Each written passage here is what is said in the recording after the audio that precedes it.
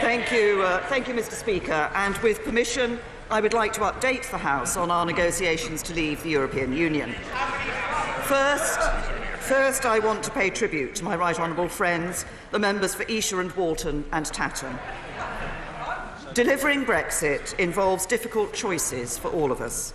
We do not agree on all of those choices, but I respect their views, and I would like to thank them sincerely for all that they have done. Mr. Speaker, yesterday we agreed the provisional terms of our exit from the European Union, set out in the draft withdrawal agreement. We also agreed the broad terms of our future relationship in an outline political declaration. President Juncker has now written to the President of the European Council to recommend that decisive progress has been made in the negotiations, and a special European Council will be called for Sunday the 25th of November. This puts us close to a Brexit deal. Mr. Speaker, what we agreed yesterday was not the final deal. It is a draft treaty. It is a draft treaty that means that we will leave the EU in a smooth and orderly way on the 29th of March 2019, and which sets the framework for a future relationship that delivers in our national interest. It takes back control of our borders, laws and money. It protects jobs, security and the integrity of the United Kingdom, and it delivers in ways that many said could simply not be done. We were told that we had a binary choice between the model of Norway or the model of Canada, that we could not have a bespoke deal. But the outline political declaration sets out an arrangement that is better for our country than both of these, a more ambitious free trade agreement than the EU has with any other country. And we were told we will be treated like any other third country on security cooperation. But the outline political declaration sets out a breadth and depth of cooperation beyond anything the EU has agreed with any other country. So let me take the House through the details. First, on the withdrawal agreement, the full legal text has now been agreed in principle. It sets out the terms on which the UK will leave the EU in 134 days' time on the 29th of March 2019. We have secured the rights of the more than 3 million EU citizens living in the UK and around 1 million UK nationals living in the EU. We have agreed a time-limited implementation period that ensures businesses only have to plan for one set of changes. We have agreed protocols to ensure Gibraltar and the sovereign base areas are covered by the withdrawal agreement. And we have agreed a fair financial settlement far lower than the figures many mentioned at the start of this process. Mr. Speaker, since the start of this process, I have been committed to ensuring that our exit from the EU deals with the issue of the border between Northern Ireland and Ireland. I believe this issue can best be solved through our future relationship with the European Union. But the withdrawal agreement sets out an insurance policy should that new relationship not be ready in time at the end of the implementation period. I do not pretend that this has been a comfortable process, or that either we or the EU are entirely happy with all of the arrangements that have been included within it. But of course this is the case. This is an arrangement that we have both said we never want to have to use. But while some people might pretend otherwise, there is no deal which delivers the Brexit the British people voted for, which does not involve this insurance policy.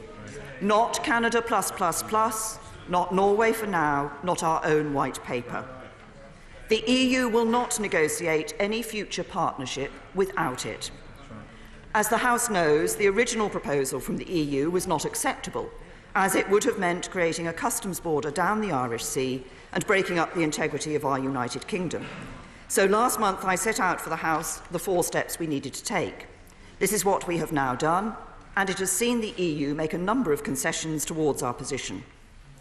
First, the EU proposal for a Northern Ireland-only customs solution has been dropped and replaced by a new UK-wide temporary customs arrangement that protects the integrity of our precious union. Second, we have created an option for a single time-limited extension of the implementation period as an alternative to bringing in the backstop. As I have said many times, I do not want to extend the implementation period, and I do not believe we will need to do so. This is about an insurance policy. But if it happens that at the end of 2020, our future relationship is not quite ready, the UK will be able to make a choice between the UK-wide temporary customs arrangement or a short extension of the implementation period. Third, the withdrawal agreement commits both parties to use best endeavours to ensure this insurance policy is never used. And in the unlikely event that it is needed, if we choose the backstop, the withdrawal agreement is explicit that it is temporary and that the Article 50 legal base cannot provide for a permanent relationship. And there is also a mechanism by which the backstop can be terminated. Finally, we have ensured full continued access for Northern Ireland's businesses to the whole of the UK internal market. Mr. Speaker, the Brexit talks are about acting in the national interest. And that means making what I believe to be the right choices, not the easy ones. I know there are some who have said I should simply rip up the UK's commitment to a backstop, but this would have been an entirely irresponsible course of action. It would have meant reneging on a promise made to the people of Northern Ireland during the referendum campaign and afterwards that under no circumstances would Brexit lead to a return to the borders of the past. And it would have made it impossible to deliver a withdrawal agreement. As Prime Minister of the United Kingdom, I have a responsibility to people in every part of our country, and I intend to honour that promise.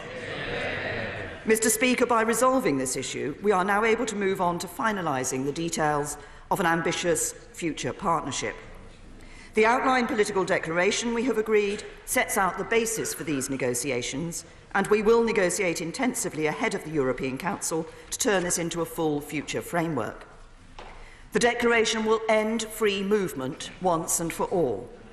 Instead, we will have our own new skills-based immigration system, based not on the country people come from, but on what they can contribute to the UK.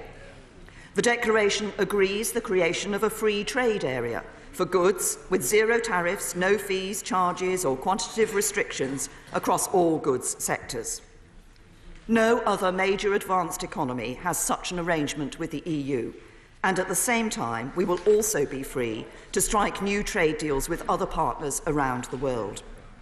We have also reached common ground on a close relationship on services and investment, including financial services, which go well beyond WTO commitments. The declaration ensures we will be leaving the common agricultural policy and the common fisheries policy. So we will decide how best to sustain and support our farms and our environment, and the UK will become an independent coastal state once again. We have also reached agreement on key elements of our future security partnership to keep our people safe. This includes swift and effective extradition arrangements, as well as arrangements for effective data exchange on passenger name records, DNA, fingerprints and vehicle registration data. And we've agreed a close and flexible partnership on foreign security and defence policy. Mr. Speaker, when I first became Prime Minister in 2016, there was no ready-made blueprint for Brexit. Many people said it could simply not be done. I've never accepted that. I've been committed day and night to delivering on the result of the referendum and ensuring the UK leaves the EU absolutely and on time. But I also said at the very start that withdrawing from EU membership after 40 years and establishing a wholly new relationship that will endure for decades to come would be complex and require hard work. I know it's been a frustrating process. It has forced us to confront some very difficult issues. But a good Brexit, a Brexit which is in the national interest, is possible. We have persevered and have made a decisive breakthrough. Once a final deal is agreed, I will bring it to Parliament, and I will ask MPs to consider the national interest and give it their backing. Voting against a deal would take us all back to square one. It would mean more uncertainty, more division, and a failure to deliver on the decision of the British people that we should leave the EU. If we get behind a deal, we can bring our country back together and seize the opportunities that lie ahead. And, Mr. Speaker, the British people want us to get this done and to get on with addressing the other issues they care about. Creating more good jobs in every part of the UK, doing more to help families with the cost of living, helping our NHS to provide first-class care and our schools to give every child a great start in life, and focusing every ounce of our energy on building a brighter future for our country. So, Mr. Speaker, the choice is clear. We can choose to leave with no deal, we can risk no Brexit at all, or we can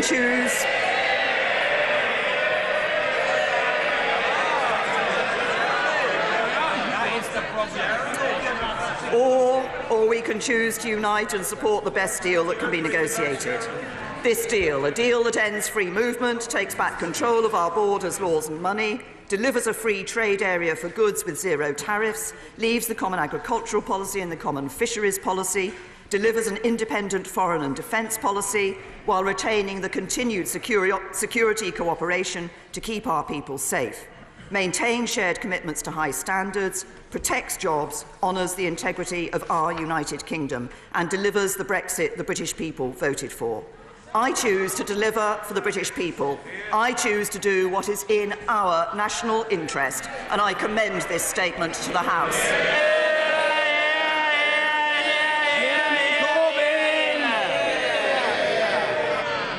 Thank you, Mr. Speaker, and I want to thank the Prime Minister for an advance copy of her statement. The withdrawal agreement and the outline political declaration represent a huge and damaging failure. After 2 years of bungled negotiations, the government has produced a botched deal that breaches the Prime Minister's own red lines and does not meet our 6 tests.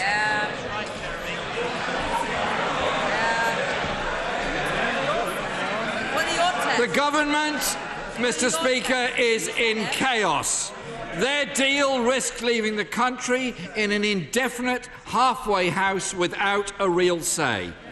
When even the last Brexit secretary, who theoretically at least negotiated the deal, says, "I cannot support the proposed deal," what faith does that give anyone else in this place or in this country? The government simply cannot put to Parliament this half-baked deal that both the Brexit Secretary and his predecessor have rejected.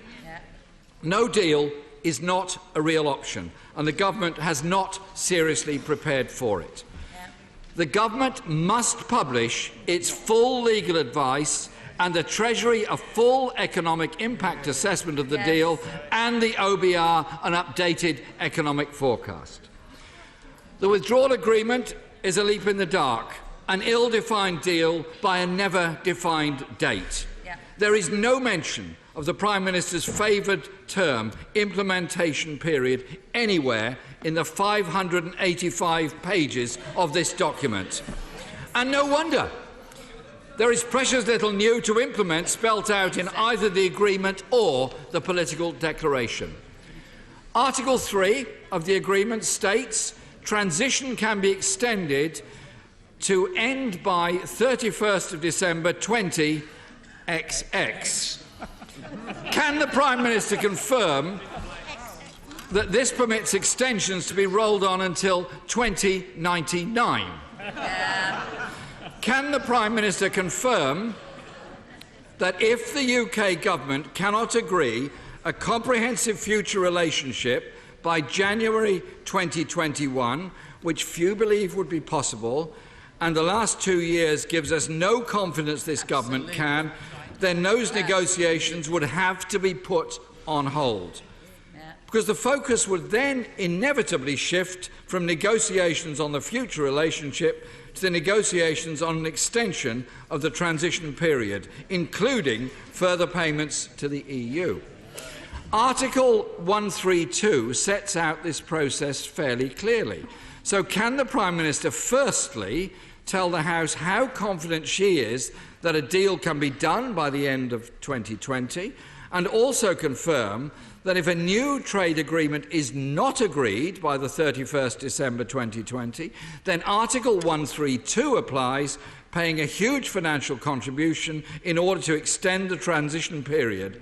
if we are to avoid triggering the backstop, as the Prime Minister insists is her position. On the backstop itself, should it come into force, there is no time limit or end point, and if either party requests a review, and if there is no agreement, it goes to independent arbitration. The backstop locks Britain into a deal from which it cannot leave without the agreement of the EU. In the backstop, restrictions on state aid are hardwired in with an arbitration mechanism, but no such guarantee exists for workers' rights. Can the Prime Minister also confirm that the backstop applies separate regulatory rules to Northern Ireland, creating a de facto border down the Irish Sea, as Northern Ireland would be subject to the customs union, but not the rest of the UK? This is despite the fact that the current Prime Minister said this is something, and I quote, no UK Prime Minister could ever agree to. Another of her red lines breached. In fact, the list of EU measures that continue to apply to the UK in respect of Northern Ireland runs to 68 pages of the agreement. This affects VAT declarations and rules of origin checks. And it's clear the Prime Minister's red line regarding the jurisdiction of the European Court of Justice has also been torn up. By 2021, under the Prime Minister's plan, we will either be in a backstop or still in transition, where we'll continue to contribute to the EU budget and follow the rules overseen by the ECJ. It is utterly far-fetched for the Prime Minister to say this plan means we take control over our laws, money and borders. After 2 years of negotiation, all the government has really agreed is a vague 7-page outline of political declarations, which looks like a substantial dilution of the Prime Minister's previously declared negotiating priorities. There is only the scantiest mention of workers' rights, consumers' rights, or environmental protection. No determination to achieve frictionless trade, or even trade as frictionless as possible. No ambition to negotiate a new comprehensive customs union that would protect trade, jobs and industry. And so uncertainty continues for business and all those that work in those businesses. That risks decisions for investment being deferred even further, costing jobs and living standards, and many companies may decide the lack of certainty simply means they will Brexit. No clear plan to get a strong deal with the single market to ensure continued access to European markets in services, merely a vague commitment to go beyond the baseline of the World Trade Organization. Both the First Ministers of Wales and Scotland made clear to the Prime Minister that participation in a customs union to protect the economy and jobs was essential. Likewise, Mr. Speaker, there is no ambition to achieve continuation of the European-wide arrest warrant or an equivalent, and no clarity about our status with Europol, Eurojust or even the Galileo project. And there is no clarity about any future immigration system between the UK and the EU. And following the Windrush scandal, many EU nationals here will have no confidence at all in this government to deliver a fair and efficient system. The Brexit Secretary promised a substantive document. He's obviously no longer here. So can the Prime Minister inform the House when that detailed framework agreement will be with us? Mr. Speaker, this is not the deal the country was promised, and Parliament cannot, and I believe will not, accept a false choice between this bad deal and no deal. People around the country will be feeling anxious this morning about the industries they work in, the jobs they hold, about the stability of their communities and their country. The government must now withdraw this half-baked deal, which is clear does not have the backing of the Cabinet, this Parliament or the country as a whole. Minister! Thank you, Mr. Speaker. Now, to pick up some of the points that the right honourable gentleman made. First of all, he comments on, he said that no deal was not an option, but then complained that we weren't preparing for no deal. Actually, we have been preparing for no deal, and we continue to prepare for no deal because I recognise that obviously we have a further stage of negotiation with the European Council, and then that deal, when finalised with the European Council, has to come back to this House. So we will continue those preparations. He says that the withdrawal agreement is ill-defined. 500 pages of detailed legal text on the withdrawal agreement is not an ill-defined withdrawal agreement. He complains that the withdrawal agreement does not refer to the implementation period. Of course, it does refer to the transition period, which is exactly the same point of time. He then talked about the whole question of the decision on the backstop and the implementation period as coming at the end of December 2020. Well, if he looks again at the documents that have been produced, he will see that actually the decision will be taken in June 2020 as to whether it is likely that the future relationship will not be in place on the 1st of January 2021, and a decision at that point will be for the UK to decide whether it wishes to extend the implementation period for a limited period or whether it wishes to go into the backstop. He is wrong in saying we have been absolutely... He is wrong in saying that we will have not dealt with the issue of the borders and the Irish Sea. We have dealt with that. I was clear in this House that we would. It took some considerable time to persuade the European Union to move from its proposal for a Northern Ireland-only customs territory to an UK-wide customs territory, but we have achieved that. In relation to the question of workers' rights, there is reference to non-regression in relation to workers' rights. He says that the protocol, that the outline political declaration does not have references to what we were proposing in terms of a free trade area for the future. In fact, that is explicitly what it does reference in the protocol. It sets out very clearly that we will be creating a free trade area between the United Kingdom and the European Union. And then I'm really not sure what document the Right Honourable Gentleman read, because he said there wasn't references to extradition. There are indeed references to extradition. And he said also there was nothing about Europol, whereas there is expressly a reference that we will be including in the future document terms for the United Kingdom's cooperation via Europol and Eurojust. And I say to the Right Honourable Gentleman, there is indeed a choice before members of this House. It is a choice of whether or not we go ahead with a deal that does deliver on the vote, while protecting jobs, while protecting our security, and while protecting our union. Of course, what the Right Honourable Gentleman wants is for us to stay in the single market and stay in the customs union, which would not deliver on the vote of the referendum. We are delivering an end to free movement, coming out of the Common Agricultural Policy, out of the CFP, and taking back control of our money, borders and our laws. That is the right deal for Britain, and it is the deal that we will be putting forward before this House. Mr Kenneth Clark. Mr Speaker, it's always been a Brexiteer illusion that the country can leave the treaties, the European Union treaties, while selecting to retain all the benefits that we enjoy under the treaties and repudiating most, if not all, of the obligations. And we have to face up to that fact. That's an illusion. Does my right honourable friend, the Prime Minister, agree that the biggest single economic benefit, in fact most of the main economic benefits that we've enjoyed from our membership over the last decades, flow from the completely open border between the whole of the United Kingdom and the rest of the European Union, and that upon that have been based huge flows of inward investment, the creation of just-in-time lines of supply, and very many thousands of jobs in this country.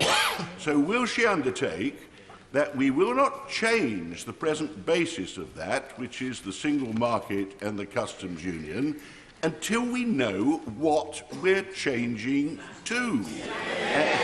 And until we're satisfied that any change will retain those benefits and keep completely open from any delays and costs caused by regulatory differences or anything else which will be created by moving away from where we are now and threaten the economic future of this country very considerably if we just decide unilaterally to walk out, as some of my colleagues seem prepared to recommend.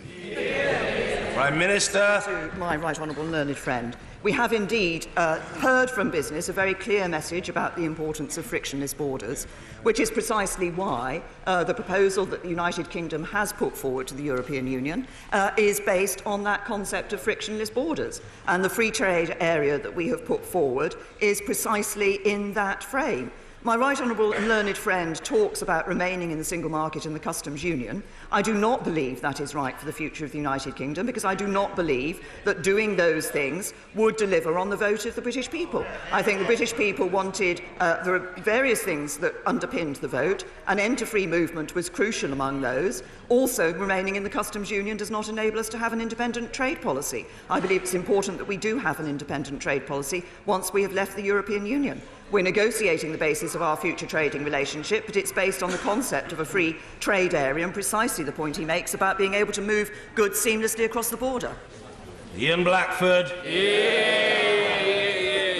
Thank you, Mr. Speaker, and can I thank the Prime Minister for advance sight of her statement.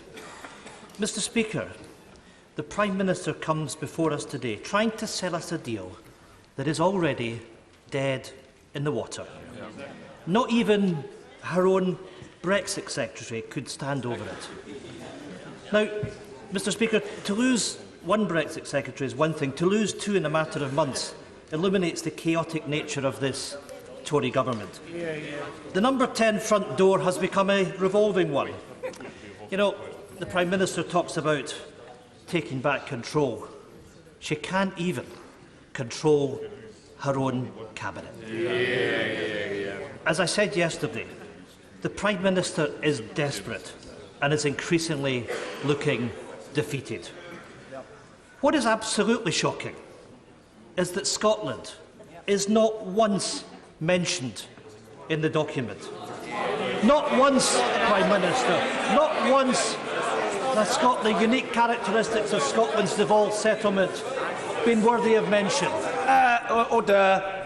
The leader of the Scottish National Party must be heard, and heard with courtesy. And indeed, we're very grateful for your sedentary observations, Mr. Graham, but I don't think they greatly add to the quality of our deliberations. Everybody will be heard. Mr. Ian Blackford. Thank you, Mr. Speaker. Not once has Scotland's unique characteristics in the devolved settlement been worthy of mention, and yet 100 mentions of Northern Ireland, mentions of Gibraltar, of Cyprus, of the Isle of Man, but no reference to Scotland. Utter contempt has once again been shown to the Scottish Government, its Parliament and its people. Mr. Speaker, differentiated deals for Northern Ireland means Scotland can have its own differentiated deal. If Northern Ireland can stay in the single market, why not Scotland, Prime Minister? The Scottish Government have published compromise documents calling for justice. The Scottish Parliament has affirmed that position. Why does the Prime Minister ignore the democratically expressed position of the Scottish Government? What has happened to the claim of a partnership of equals? Never happened. Why are the desires of Scotland being ignored when we know that a differentiated settlement can be delivered? Why does the Prime Minister stand in the face of the legitimate demands of the Scottish Government and the Scottish Parliament? Well, you know, the Prime Minister can shake her head, but it's a matter of fact, it's a matter of reality. Show some respect to the devolved institutions. The price... Well, you can bay and you can shout and you can talk about it being dreadful, but why was the Scottish Government not consulted just as Gibraltar was before the Prime Minister went to Cabinet yesterday.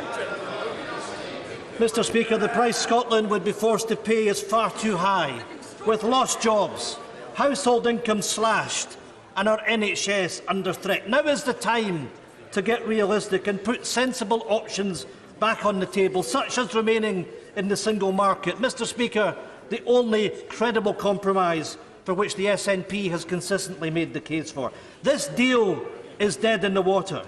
It is now clear that there is not a majority for this deal or a no deal. The Prime Minister must go back to Brussels and extend Article 50 and tell Brussels that we must remain in the single market and the customs union. Anything else, Mr Speaker, will lead to economic chaos and crisis. Prime Minister, do the right thing and we will work with you. Stop the clock and go back to Brussels. The Prime Minister. Can I just pick up two key points that the right honourable gentleman made? First of all, he made a reference to Scotland's NHS being under threat. In fact, Scotland's NHS depends on the Scottish Government, the SNP government, determining the money. It's no good him pointing. He's no good him pointing his finger at me. We ensure that in the NHS settlement, the Barnetized settlement means more money comes to Scotland, and Scotland has chosen not to spend it all on their NHS. That's an SNP decision. Just to... Order. I protected the right honourable gentleman quite properly a moment ago when he was being brayed at in an unseemly manner.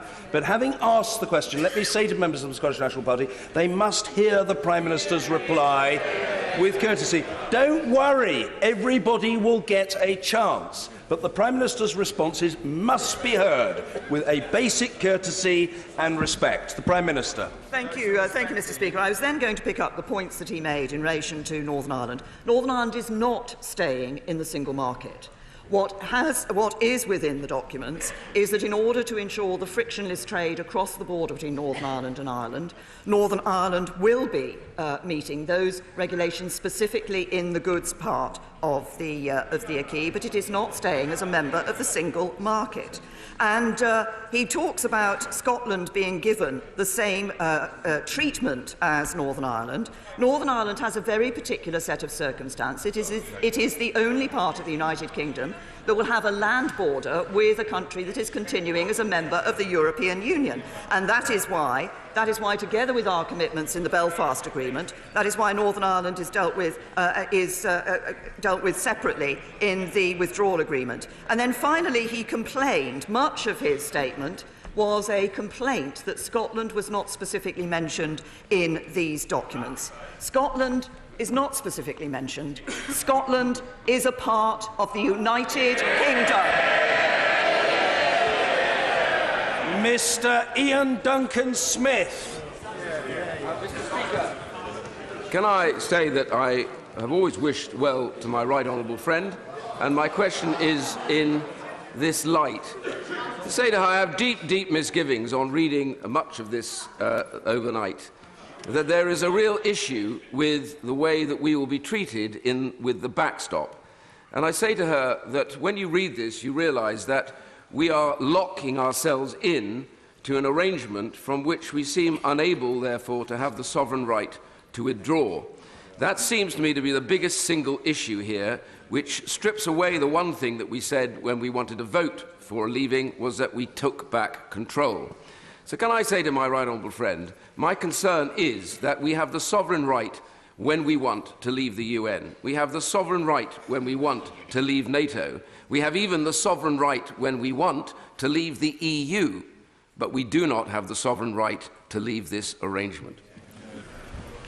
Prime Minister. I thank my right honourable friend for his, and he says that the references to the backstop do raise some difficult issues, and I fully accept that they raise some difficult issues, and I fully accept that across the House there are concerns in relation to the backstop. Indeed, I share some of those concerns. These have not been easy decisions to take.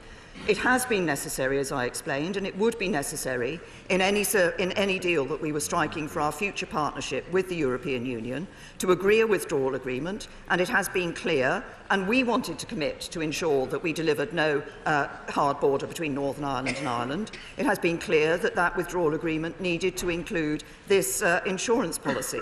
But if I may say to my right honourable friend, first of all, he talks about being held in the backstop. First of all, the backstop is not necessarily what will happen, because we want to ensure that the future relationship is in place before the backstop is necessary. Secondly, it will be a choice as to whether we were to go in that circumstance where there was an interim period needed before the future relationship came into place. We would be able to choose a preference between the backstop and the extension of the implementation period. There are pros and cons on both of those sides of the arguments, and there will be honourable members who have a belief that one is better than the other. There is a mechanism for coming out of the backstop if the backstop is in place, coming out of the protocol. That is a mechanism that does, and he's right, it does require mutual consent. It is for both sides to agree that. It is, and I won't make any, bones about that. But it does enable that backstop to be replaced in a number of circumstances. Firstly, of course, crucially, if the future relationship supersedes it. It used to be the case, it was the case originally that that was the only point at which it could be superseded. It is now the case that alternative arrangements could replace it. But I repeat what I have always said, which is that it is my intention to work to ensure that such an arrangement is not necessary, and we are able to go into our future relationship when we come out of the implementation period. Sir Vincent Cable. The Prime Minister rightly asserts that there are two alternatives to her plan: no deal and no Brexit. The government is investing considerably in contingency planning for no deal. What contingency planning is she doing for no Brexit, including, for example, advising the Commission that Article 50 may have to be withdrawn, and she herself preparing for the fact, however much she hates it, that the House may instruct her to carry out a people's vote? Can I say to the right honourable gentleman, he asked me what plans we're making for no Brexit. We are making no plans for no Brexit, because this government is going to deliver on the vote of the British people. John Redwood. If we took the best part of £39 billion over the next couple of years and spent it on public services and tax cuts, wouldn't that be a wonderful boost to our economy and the public mood? And wouldn't that be a better way of spending the money than buying 21 months? Order! Order! This is extremely discourteous. The right honourable gentleman has a right to be heard without being shouted down while he's speaking. I invite the right honourable gentleman to begin his question again and to deliver it in full. Mr. John Redwood. Well, Mr. Speaker, I was saying, wouldn't it be a wonderful boost to our economy and our public services if we spent that money on ourselves rather than on 21 months of delay, massive business uncertainty, and something which would sour the political and the public mood for the whole time period? Prime Minister. I say to my right honourable friend, as I said at a very early stage of these negotiations, the United Kingdom is a country which meets its legal obligations. That says a great deal about the sort of country that we are. And there are legal obligations. As I said in my statement, that sum of money that he's referred to is considerably less than the European Union was originally proposing we would be required to pay as part of the financial settlement. But I remain firmly of the view that this is a country that should ensure that we continue to meet our legal obligations, and we will do so. Mr. Nigel Dodds. Mr. Speaker, I could today stand here and take the Prime Minister through the list of promises and pledges that she made to this House and to us privately about the future of Northern Ireland in the future relationship with the EU. But I fear it would be a waste of time, since she clearly doesn't listen. And can I say today that this House now has a clear choice, and every member in it, that this House has been left in a position where the choice is subjection to the rules and laws of others who may not have our interests at heart. And for Northern Ireland and for our precious Union, 5 of those who resigned today have all talked about the threat to the integrity of the Union, and I congratulate them and praise them for what they have said and done and their strong actions. And 39 billion has just been said for nothing. The choice is now clear. We stand up for the United Kingdom, the whole of the United Kingdom, the integrity of the United Kingdom, or we vote for a vassal state with the breakup of the United Kingdom. That's the choice. Prime Minister.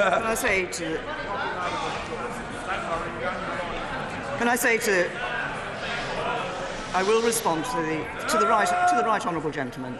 And he is right. He and I have had many discussions on this issue, and I hope that we will continue to be able to have many discussions on this issue. We have been ensuring throughout the negotiations that the issue of the border in Northern Ireland has been one of the key issues that we have been addressing. He refers to the commitments I made in terms of Northern Ireland and the future relationship. Those commitments remain absolutely. We are looking to ensure that we have that frictionless trade across borders, that both will enable not only us to deliver on our commitment for Northern Ireland, but will also enable us to ensure that we have that frictionless trade between the United Kingdom and the European Union, as the whole of the rest of the European Union as well. I believe that, there are many aspects of the deal that we have agreed that actually ensure that we are preserving the integrity of the United Kingdom. There has been a significant focus on the question of the backstop. As I say, the backstop isn't something which neither side, neither the United Kingdom nor the European Union, wish to ever see being exercised. There are, and indeed in the circumstances, as I've said, where there needs to be a period before the future relationship is introduced, there are alternative routes that can be taken. But if the right honourable gentleman says to me that he's concerned that we have not considered Northern Ireland throughout this process, I'm grateful to him that he says he's not said that, because I have remained committed to delivering on two things for Northern Ireland. Both no hard border between Northern Ireland and Ireland, three things: no hard border between Northern Ireland and Ireland, for us to be able to continue to maintain and respond to our obligations under the Belfast Agreement, and to ensure that we protect the integrity of the United Kingdom. Anna Soubry. Mr. Speaker. Mr. Speaker, nobody can doubt the Prime Minister's absolute commitment and dedication to doing her duty and trying to deliver on the result of the EU referendum. But the harsh, cruel truth of it is that this is not the promised deal. The reason why the people of this country are so fed up is because they've been made so many promises, none of which have been delivered upon, because they can't be delivered upon. I agree with the Prime Minister. We face three choices. We either accept this agreement, and I respectfully suggest there is now no majority for it, or we have no deal, which would be profoundly irresponsible and catastrophic for our country, or we have no Brexit. We remain in the European Union, the best deal that we have with the European Union. And on that basis, would she at least today undertake not to rule out taking this back to the British people and having a people's vote? Prime Minister. I'm afraid on that particular issue I will disappoint my right honourable friend. I'm not going to change the position I've taken in this House, and indeed taken more widely. I believe that it is the duty of members of this Parliament to ensure that we deliver on the choice that was made by the British people, a choice that this Parliament overwhelmingly decided to give them. That means that we will not be taking the option that she said of remaining in the European Union, but we will indeed be leaving the European Union, and that will happen on the 29th of March next year. Ms. Hilary Benn. Thank you very much, Mr. Speaker. The Prime Minister has once again told the House that we will be leaving the customs union. But the truth is that we will be remaining in a customs union, both in the transition and in the backstop arrangement, which can only be ended with the agreement of the EU.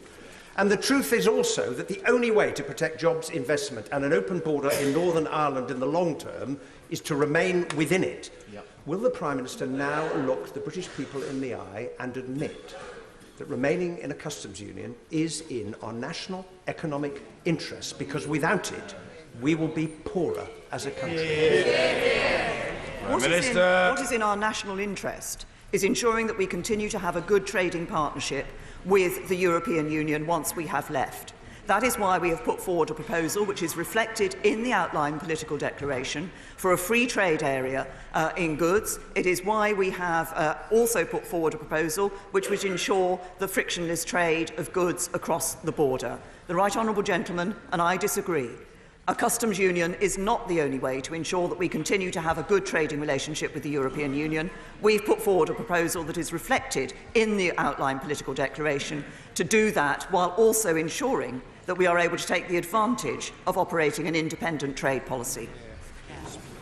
Sir William Cash.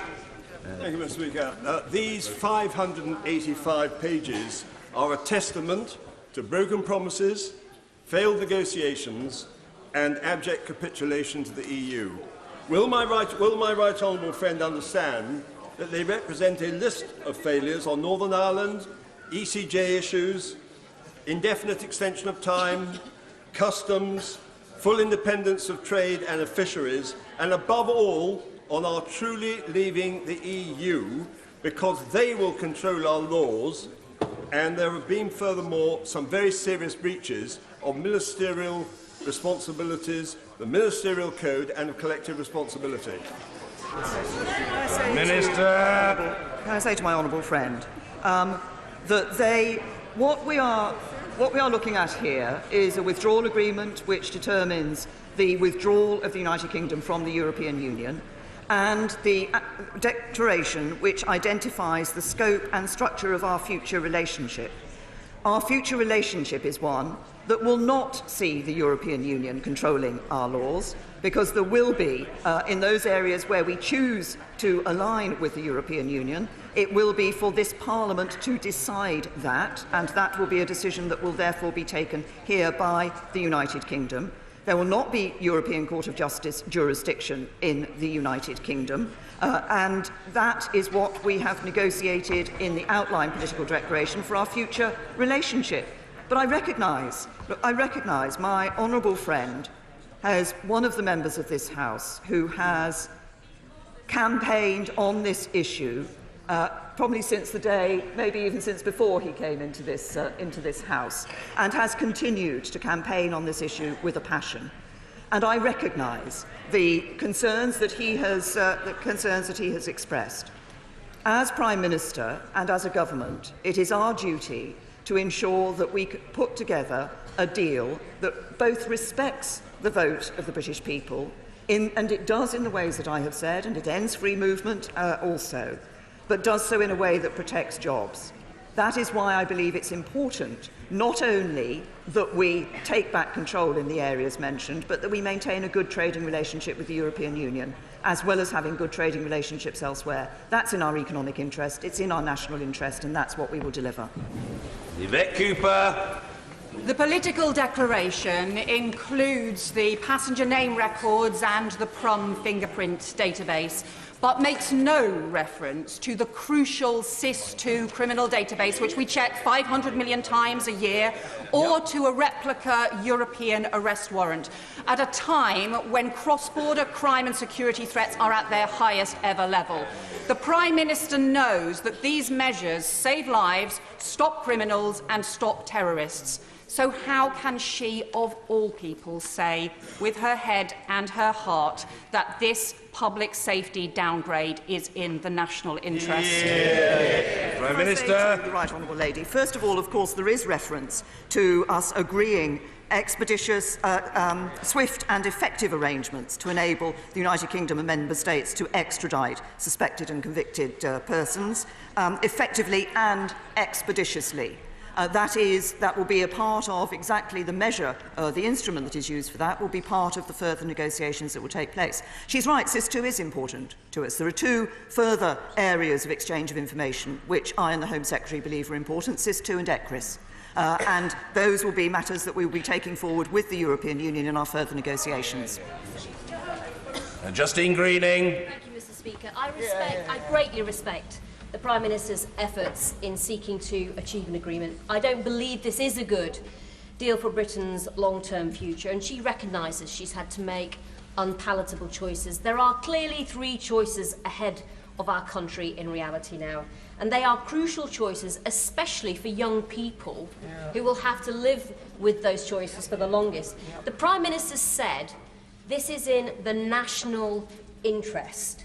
So why not allow people in our nation to have their say now? If it was good enough before, why isn't it good enough now? Prime Minister. Can I say to my right honourable friend, and indeed, obviously this is our right honourable friend had already raised this issue, as have members on the opposite benches. This House chose to ask the people of the United Kingdom whether they wish to remain in the European Union or leave the European Union. There was an overwhelming vote in Parliament to do that. There was an overwhelming vote in Parliament to do that. It was about 6 to 1, so anybody says it wasn't overwhelming is wrong. The British people exercised their vote. They exercised their vote in numbers that we have never seen before. The result of that vote was that we should leave the European Union. And it has always been my view, as I've seen in other European issues, other countries, other member states of the European Union, taking matters back to their populace, having a referendum, the vote has come out against what the European Union wanted, and effectively there's then been a second vote, a sort of go back and think again vote. I don't think it's right that we should do that in this country. We gave people the choice. We should deliver on the decision they took. And Mr. Christopher Leslie. It's quite clear we've been going for about an hour now. Not a single honourable or right honourable member has supported the plans that the Prime Minister has set out. So it's quite clear she cannot command the House of Commons on these proposals. In fact, I'm almost tempted to ask if the honourable members opposite would put their hands up if they actually do support the Prime Minister on this set of proposals. Not one. Not one. In which case, she says that remaining in the European Union is an option. How can the British people fulfil that choice if that is what they choose? Prime Minister. I think, sorry, I apologise, but I didn't quite hear the question. I think the right honourable gentleman said staying in the European Union was an option. But no, I said there was a risk of no Brexit at all. I said there was a risk of no Brexit at all. But what the government is determined to do is to deliver on the vote that the British people took to leave the European Union. Mr. Jacob Rees-Mogg. Thank you, Mr. Speaker. My right honourable friend, and she is unquestionably honourable, said that we would leave the customs union. Annex 2 says otherwise. My right honourable friend said that she would maintain the integrity of the United Kingdom. A whole protocol says otherwise. My right honourable friend said that we would be out of the jurisdiction of the European Court of Justice. Article 174 says otherwise. As what my right honourable friend says and what my right honourable friend does no longer match, should I not write to my right honourable friend, the member for Altrincham and Sale West? Prime Minister.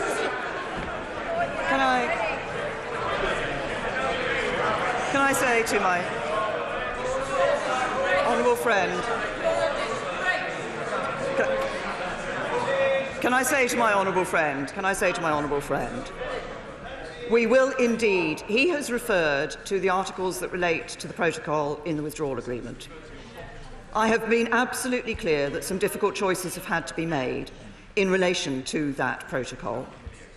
Those choices have been made because I believe, and I strongly and firmly believe, it is important that we do ensure that there is no hard border between Northern Ireland and Ireland.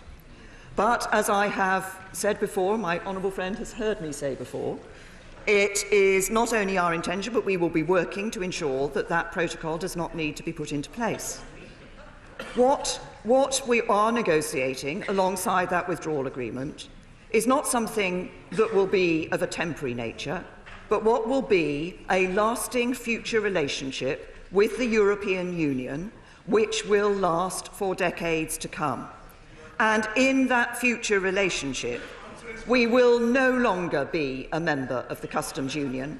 We will no longer be a member of the single market. An end to free movement will have been delivered. The integrity of the United Kingdom will have been maintained. The jurisdiction of the European Court of Justice in the United Kingdom will end, and we will come out of the Common Agricultural Policy and the Common Fisheries Policy. As I ask my honourable friend to consider the nature of the future relationship that we will be delivering with the European Union, which does indeed deliver on the commitments that I've made. Mr. Jonathan Edwards. Mr. Speaker, with Northern Ireland potentially swimming in the deep end of the pool, can she confirm that, based on the British government's own logic, no economic border between Wales and England would arise should my country decide to front crawl down to them? Prime Minister. Can I say to the honourable gentleman that, of course, we're conscious, as we look at the proposals for the trading relationship between the United Kingdom and the European Union, I'm conscious of the significant trade that takes place between Ireland and Wales, and the importance this has for the Welsh ports. Of course, if you look at the future relationship, we have made a proposal for that frictionless trade, which would indeed protect the business of the Welsh ports and ensure that we have, as part of that good trading relationship for the future.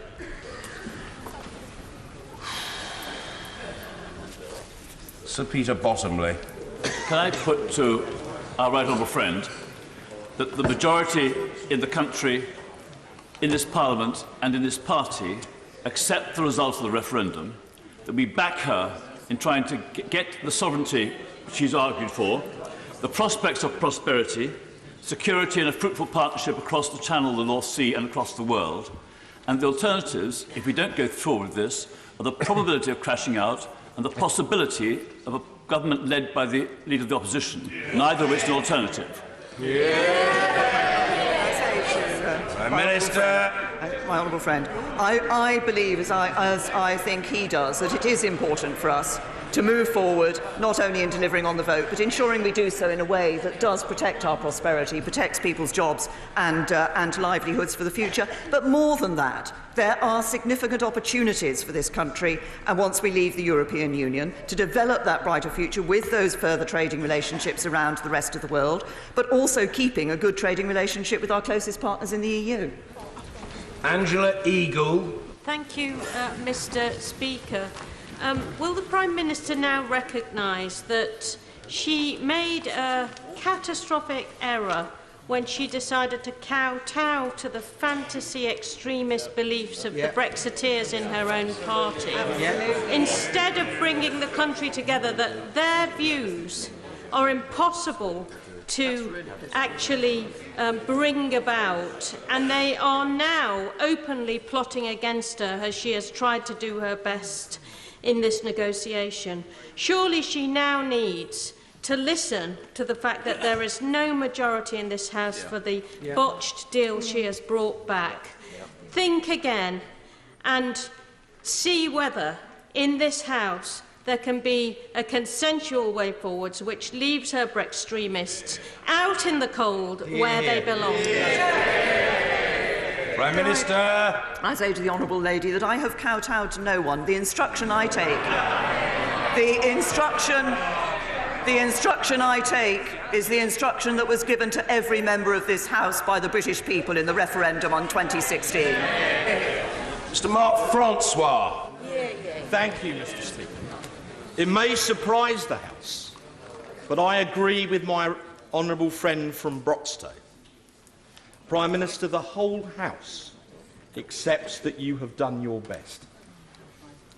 But the Labour Party have made plain today that they will vote against this deal. The SNP will vote against it. The Liberals will vote against it. The DUP will vote against it. Our key ally in this place will vote against it. Over 80 Tory backbenchers, well, it's 84 now and it's going up by the hour, will vote against it. It is therefore mathematically impossible to get this deal through the House of Commons. The stark reality, Prime Minister, is that it was dead on arrival at St Tommy's before you stood up. So I plead with you to accept the political reality of the situation you now face. Sorry, the Prime Minister.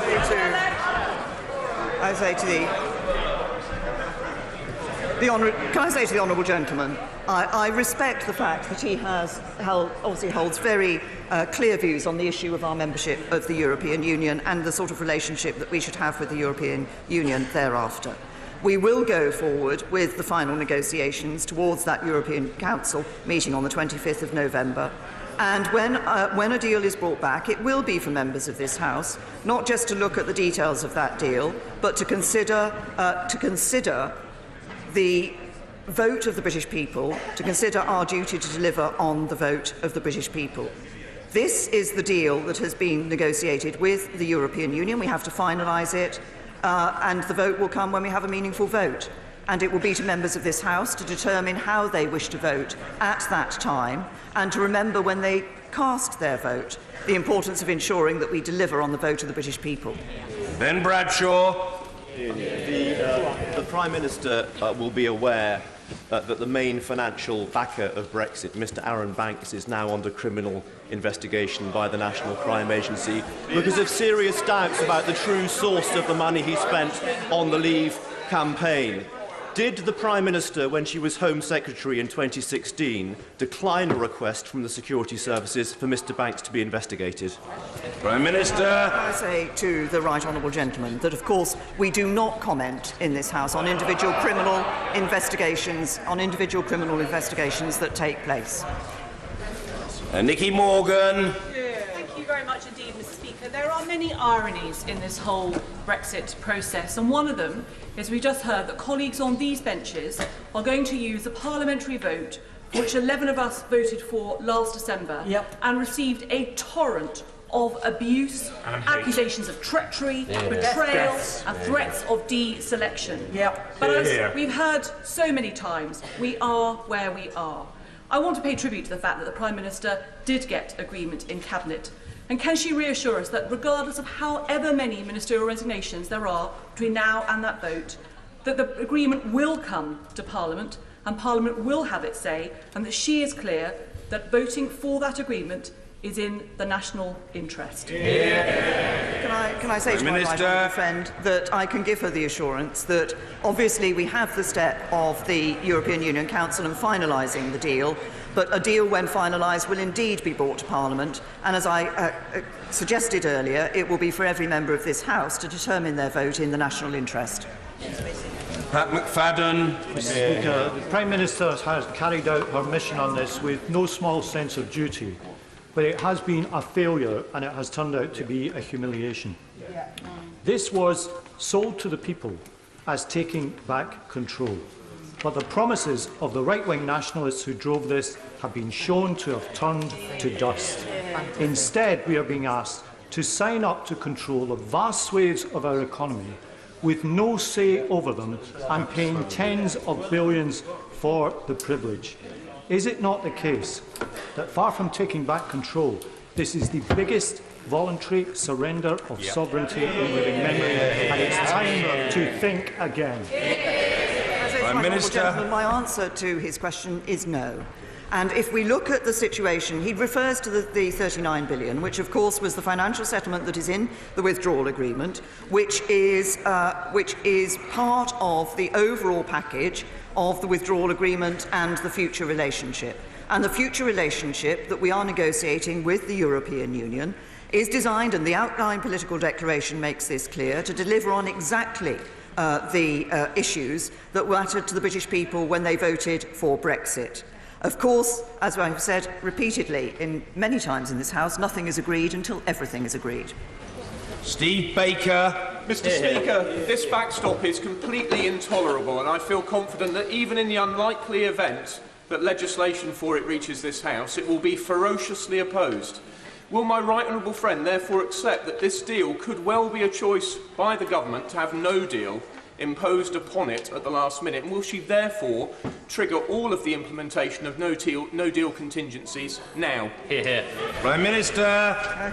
Say to my honourable friend that we, as I indicated earlier, I think in response to a previous question, we will be continuing the no-deal preparations because I'm conscious that we have further stages to go in relation to this process, the European Union Council, and of course bringing this matter back to this House. And as he has recognised, that's not just the meaningful vote, but also the legislation that then has to go through. And as I said earlier, recognising that we have that European Council and that meaningful vote to take place in this House, we will be continuing our no-deal preparations. Stephen Gettins. Mr. Speaker, whilst it might be tempting to watch the much vaunted Tory Brexit festival, this is deeply serious stuff. Now, the Prime Minister knows that her Treasury's own analysis means that every single one of her plans means people losing their jobs. So will she look at the plan, which means us losing the least number of jobs, which is the least damaging, and may, unlike her plan, win support across this House, and that's to remain part of the customs union and the single market? Prime Minister. We will be leaving the customs union and leaving the single market. Amber Rudd. Or leave, whether we sit on this side of the House or that. We know that millions of people voted for Brexit because they are anxious about their futures, about their children and about their families. Away from the Westminster bubble, we must remember to consider these vast communities when we consider the outcomes today. And we know that it is no deal that will be most damaging to them. Can I ask the Prime Minister what the response is, what the response has been from the business councils that she set up, those major employers in the country that will protect those jobs?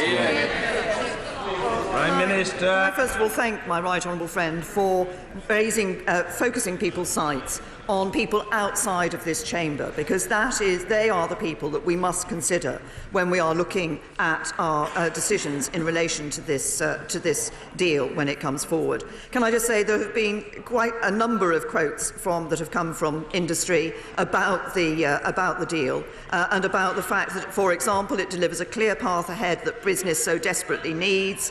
That it brings with it some certainty, the Federation of Small Businesses, it brings with it some certainty that our small businesses have craved. Business out there has been looking for the certainty that a deal will bring. And they have also been concerned that we focused on that free trade area and on that frictionless trade across borders, which of course is exactly what this government has done. Frank Field. Can the Prime Minister guarantee to the House that at the end of March we will continue to have frictionless supply chains, and at the end of this process we will be in control of our borders, we will have brought back all the judicial powers that we have surrendered, and we will be free from the European Court's jurisdiction? Can I say to the right honourable gentleman that the future relationship that we are negotiating with the European Union absolutely delivers on the points that he made about no jurisdiction of the European Court of Justice, taking back control of our borders so free movement is ended. We have also based the free trade, the concept of the free trade area on the need for that frictionless trade in goods to ensure that people whose jobs depend on those supply chains do not see those jobs go, but we're not only able to retain those jobs, but with the other trade agreements we're able to bring forward once we're outside the European Union, we can enhance the economy and create more jobs in this country. Sir Nicholas Soames. Thank you, Mr. Speaker. Mr. Speaker, may I congratulate the Prime Minister on her exceptional efforts to honour the result of the referendum and to achieve a deal with the European Union under the most difficult and demanding circumstances. And will she elaborate on the scale and breadth of the future partnerships agreed on security and defence? Prime Minister. I'm happy to do that for my right honourable friend. There are two areas in relation to security. One, of course, is internal security, on which I've answered a number of questions, where we intend to maintain cooperation in a number of areas where we're currently working very closely with our European partners. The other is in external security and defence. And we will have, obviously, our independent foreign policy. It will be for our decisions. But what we have negotiated and is set out in the outline political declaration is an ability for the United Kingdom, where it makes sense to do so, to work with our European partners on matters of security and defence, and on issues like the imposition of sanctions, where it makes sense for those sanctions actually to be wider than simply the European Union, and the UK to be part of that. We will have our independent ability to deliver on sanctions, but we will cooperate with our partners in the European Union. That is what retains our independence, but also ensures that we're able to act at all times in the best interests of the United Kingdom and the best interests of maintaining our security and defence. Caroline Lucas. Thank you, Mr. Speaker. The Prime Minister knows that her deal is dead. She knows that no deal would be a disaster. So we risk chaos, job losses, environmental rules torn up, the NHS in crisis. Now, that was never the will of the people. They did not vote for that. This isn't a parlour game, it's real people's real lives. And those risks can only be addressed if we put aside party politics. So I appeal to her again. Why will she not give the people of this country a vote, a people's vote, on where this country goes next? Prime Minister. I could refer to the Honourable Lady to answers I've given earlier, but let me repeat the answer I have given earlier, which is that this Parliament gave the people a vote. The people voted to leave, and we will deliver on the people's vote. Sir Edward Lee. With respect to my honourable friend for North East Somerset, I believe these issues are so complex that one should not deal with them on a personal basis. But my question is this, and will she help me in my loyalty? What if the Brexit Secretary is right? What if his resignation letter, his devastating resignation letter, is correct? That we are likely or possibly going to be locked permanently in a backstop arrangement. What if, therefore, she loses this vote in Parliament, which is very likely? Can she promise me that whatever happens in this vote, she will deliver Brexit at the end of March? Prime Minister. Can I say to my honourable friend, first of all, that we will be leaving the European Union on the 29th of March 2019. And that is a set date, and I am determined that we will deliver on that, whatever happens in between. In relation to this question of whether or not were we to be in the backstop, and as I've said, the backstop is not an arrangement that either side actually wants to see being operated, that it was no more than a temporary construct. There are various aspects to this. I will draw his attention to one or two of those. First of all, it is not possible under Article 50, under the legal basis of Article 50, under which this withdrawal agreement is set, for it to set a permanent relationship for the future, and that is explicitly referred to within the withdrawal agreement, that it does not establish a permanent relationship, and as I say, that's inherent in the operation of the Article 50 legal base. I would also say to my honourable friend that one of the things that we have got removed from this protocol is the idea that was there at one stage that if we'd moved on to the future relationship and the British government chose to change that future relationship, that the backstop could be reinserted. It cannot be. Once it is superseded, it cannot be revived.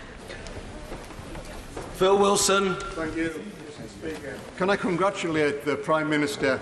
She has proven yet again that you cannot square a wheel. Can the Prime Minister therefore say, hand on heart, whether she believes what she has negotiated is better than the deal we have now? Prime Minister. I firmly believe that this country's best days are ahead of us. We will get a good deal in the European Union. We will get a good deal with the European Union and take advantage of our independence outside the European Union with our trade deals around the rest of the world. Stephen Crabb. My own constituency, like the rest of the country, is deeply divided today. Does my right honourable friend agree that there was always going to come a really difficult moment when the theory of a perfect Brexit met the cold reality of hard choices and compromise? But does she agree with me that this is absolutely not a moment to walk away from our responsibilities to govern and provide this country with leadership at this difficult time? Minister. Can I say to my right honourable gentleman, yes, I do agree with him. This is a complex negotiation. This is a complex negotiation. It does require difficult choices to be made. And the challenge for all of us in this House is to make those choices not according to what we wish the world could be like, but to the reality of the world that we see, and to make those choices pragmatically in the interests of the British people. Rachel Reeves. Mr. Speaker, the Prime Minister insists that this deal is in the national interest. So specifically on the economy, the agreement will ensure that we have no say in the rules in which govern how we trade. It does not include services as part of free and frictionless trade, and it offers only the illusion of future trade deals. Given all this, does the Treasury believe that we will grow more or less fast and create more or less jobs with a negotiated agreement or with our current relationship with the European Union? Prime Minister. Lady. She refers, of course, to the withdrawal agreement. What is important in terms of the relationship that will persist for decades between this country and the European Union is the future partnership that we negotiate with the EU. That is based, as we've said, the outline political declaration is based on the concept of a free trade area and ensuring that we can continue to have that good trade relationship. And I can assure her, as I've assured honourable members across this House before, that when the meaningful vote is before this House, members will have the appropriate analysis in order to inform them in coming to their decision. Dr. Sarah Wollaston. It will be blindingly obvious to the entire country that the Prime Minister's deal cannot pass this House. What they will find unforgivable is that we are running out of road, and in 134 days we will be crashing out of the European Union with no deal and no transition, with catastrophic consequences for all the communities that we represent in this House. Could I urge the Prime Minister again to think again about whether at this stage we should go back to the people, present them with the options, rather than us just stumble on regardless into something that will have such profound implications for all of our lives. Prime Minister. The nature of the Brexit, of our future relationship with the European Union, will be a matter, of course, that will come before this House in the vote that this House will take. And members of this House will have various issues to consider when they take that vote. But I will say to my honourable friend, as I have said to other honourable members, honourable and right honourable members of this House, that I firmly believe that having given the choice as to whether we should leave the EU to the British people, it is right and proper and indeed our duty as a Parliament and as a government to deliver on that vote. Liz Kendall. We now know that during the transition, which may well have to be extended, that the UK will give up our say over the rules that govern large parts of our economy. And if the backstop comes into play, we won't unilaterally be able to leave it. How is giving up our current say and influence for no say and influence taking back control? Can I say to the Honourable Lady that indeed what she describes in relation to the transition period was clear. I've answered questions in this House on it back in March when the European Council agreed the concept of the transition period. So that was absolutely clear. The point of that transition period is moving towards the future relationship, and the future relationship is one in which we will have the ability to determine our position. Yes, we put forward a proposal in the White Paper which had frictionless trade and a common rule book, but alongside that common rule book was a parliamentary lock on determining whether or not this country would accept any changes in those rules. Mr. Peter Bone. Thank you, Mr. Speaker. The government is preparing to give £39 billion to the EU, and there is no legal obligation to do so. and we are going to get nothing in return. That is £60 million for each and every constituency in this country. Sir, if I had £60 million in Wellingborough, I would have the Isham bypass, I'd have our roads mended properly, I'd have an urgent care centre at the Isbrook Hospital, and would have millions of pounds over. Please, Prime Minister, use that money in this country, not give it to the EU. Prime Minister. My honourable friend, the premise of his question was that there was no legal obligation for us to pay anything to the European Union. I have to say that I believe that is not the case. I believe there are legal obligations for this country in relation to the financial settlement with the European Union. And as I said earlier, I believe that as a country, we are a country that abides by our legal obligations. Tom Brake. This deal is not in the national interest, and the Prime Minister knows that. It leaves us less secure, less influential and more isolated. But could I ask the Prime Minister, on the subject of no Brexit at all, could she set out what scenarios would lead to no Brexit at all? As far as I can tell, there are only two. One, she calls a general election, which I assume she won't be doing, or two, she allows a people's vote. So which of those two is it going to be? Prime Minister. To the right honourable gentleman. He refers to he described what he thinks the position is going to be for the United Kingdom if we go ahead with this deal. And he talks about us being more isolated. That will not be the case. The United Kingdom will be continuing to play its role on the world stage in a whole variety of organisations that will be involved in, but also in the way in which we negotiate trade deals with the rest of the world, in the way in which we support and cooperate with parts of the rest of the world on matters like security and defence. There is no sense in which this United Kingdom is going to be isolated when we leave the European Union. Antoinette Sandbach. Thank you, Mr. Speaker. For many months, this House was assured that it would have the full future framework before it when it was voting on the withdrawal agreement. I was encouraged to hear the Prime Minister say that further detail will emerge, as that will be critical for the jobs and employment in my constituency. Can the Prime Minister outline when we will see that full future framework? Can I thank my honourable friend, because this gives me an opportunity to set out the process that will be followed. We will be now entering into further intense negotiations with the European Union, such that a full future framework can be delivered to the European Council as part of the overall package, and that will then, of course, be published and available for members of this House to see. And I'm conscious that it is important, while we can't agree legal text on the future relationship, because we cannot do that until we have left the European Union, that we have sufficient detail in that future framework that members are able to have confidence in the future relationship with the European Union when they come to vote on the meaningful vote.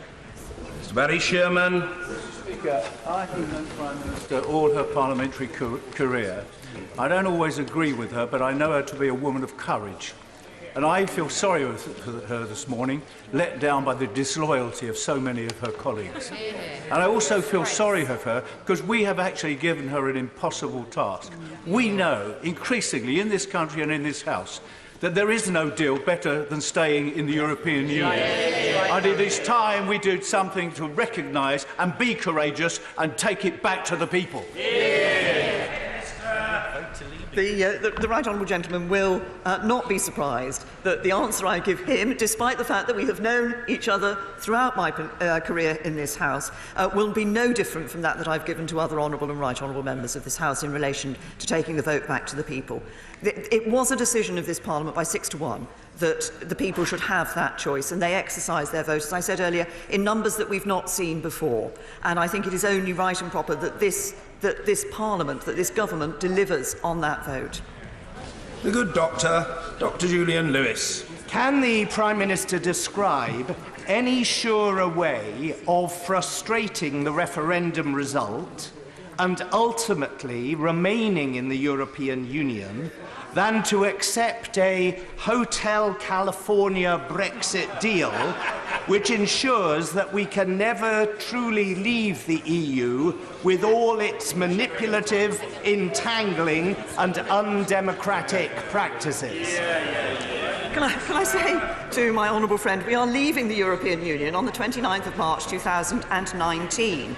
We are negotiating a future relationship with the European Union that will indeed deliver on the vote of the British people that took place in the referendum. And we will do so because we will bring an end to free movement, an end to the jurisdiction of the Court of Justice of the European Union, come out of the Common Agricultural Policy, out of the Common Fisheries Policy. These are issues that I have referred to previously. But we will be leaving on the 29th of March 2019. Luciana Berger. Thank you, Mr. Speaker. The withdrawal agreement that the Prime Minister is presenting to us today is not in the national interest, and it's very clear it is not going to make us better off. She may not be aware that there's been an overnight YouGov poll that shows that 63% of the British public are against this deal, with 64% favouring a people's vote if the deal is rejected, which is very clear from the contributions this morning is what is going to happen in this House. Will she now listen to the millions of people across our country and give them a say on what Brexit will actually mean, rather than on the false promises that the vote to leave was predicated upon? To the Honourable Lady, that the documents actually were published yesterday evening, which 500 pages of the withdrawal agreement plus the outline political declaration and the joint statement. But once again, the assumption is that we should in some sense try to go back on the vote that the British people took. I believe absolutely that we should not, and that we should ensure that we do leave the European Union. That was the decision that was taken by the British people, and that's the decision we will deliver on. And Dr. Philip Lee. When I resigned from the government in June, I called for the suspension of Article 50 because I feared this likely parliamentary impasse. I know the Prime Minister is a thoroughly decent person who has public service running through her veins. With that in mind, and with an eye on the importance of the responsibility of government, could the Prime Minister outline to me the legal, the legislative and political requirements of suspending Article 50 or indeed revoking it? Can I say, as I think my honourable friend will know, there is of course a case, has been a case before the courts on the issue of the extension of Article 50, but this government's position is clear: we will not extend Article 50. Joanna Cherry. Thank you, Mr. Speaker. Prime Minister, Articles 14, 87, 89, 158 and 174 of this agreement mean that the jurisdiction of the European Court of Justice will continue to reign supreme across the UK in a number of respects, for 4 years after the transition period in some respects, for 8 years after the transition period in other respects, and in the case of Northern Ireland, indefinitely. Can she tell us in what respects her red line on the Court of Justice survives this agreement? Say to the honourable lady that yes, and I was very clear when we brought back the agreement in December in the joint report in relation to citizens' rights, for example, that there would continue to be an ability for the interpretation of the European Court of Justice in relation to European Union law on those rights to be considered for a period of time beyond the end of the transition period, and then that will cease. In relation to Northern Ireland, it is not the case that Northern Ireland will be indefinitely under the jurisdiction of the European Court of Justice. The future relationship that we are negotiating with the European Union will ensure that the United Kingdom will be removed from the jurisdiction of the European Court of Justice. If she looks at the governance arrangements that have been put in, that are proposed to be put in place, we are very clear that the court of one party cannot determine matters in relation to the court in relation to another party. Sir Christopher Chope. My right honourable friend has repeated today that nothing is agreed until everything is agreed. So can my right honourable friend explain why there is nothing in the withdrawal agreement which makes the withdrawal agreement legally contingent upon the implementation and agreement of a legal relationship for the future?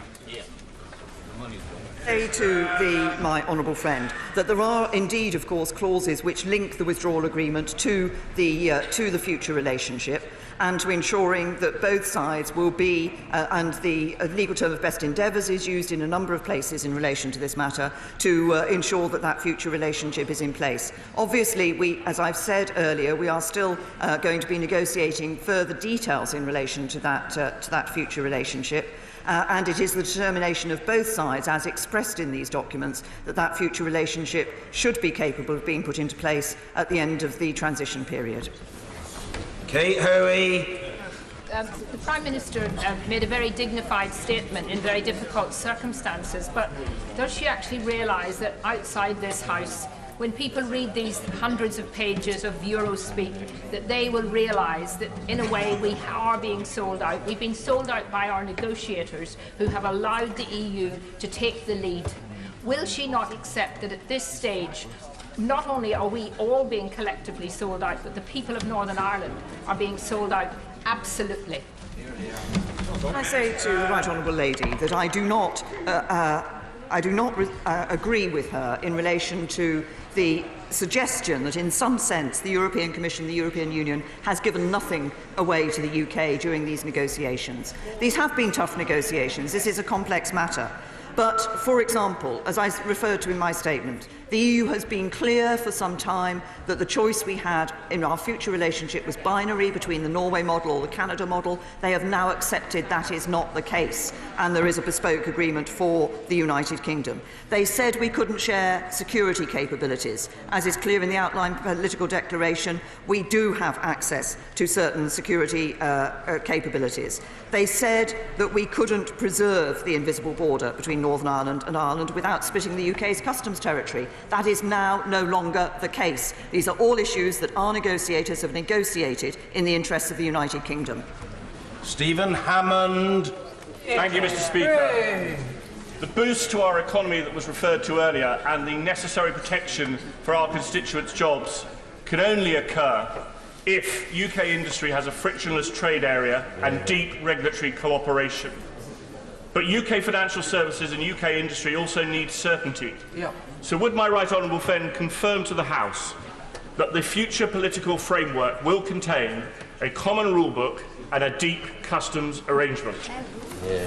As my honourable friend has seen from the outline political declaration, it makes reference to the free trade area that we will be negotiating with the European Union, and indeed to the need to ensure that we have those good arrangements across our border.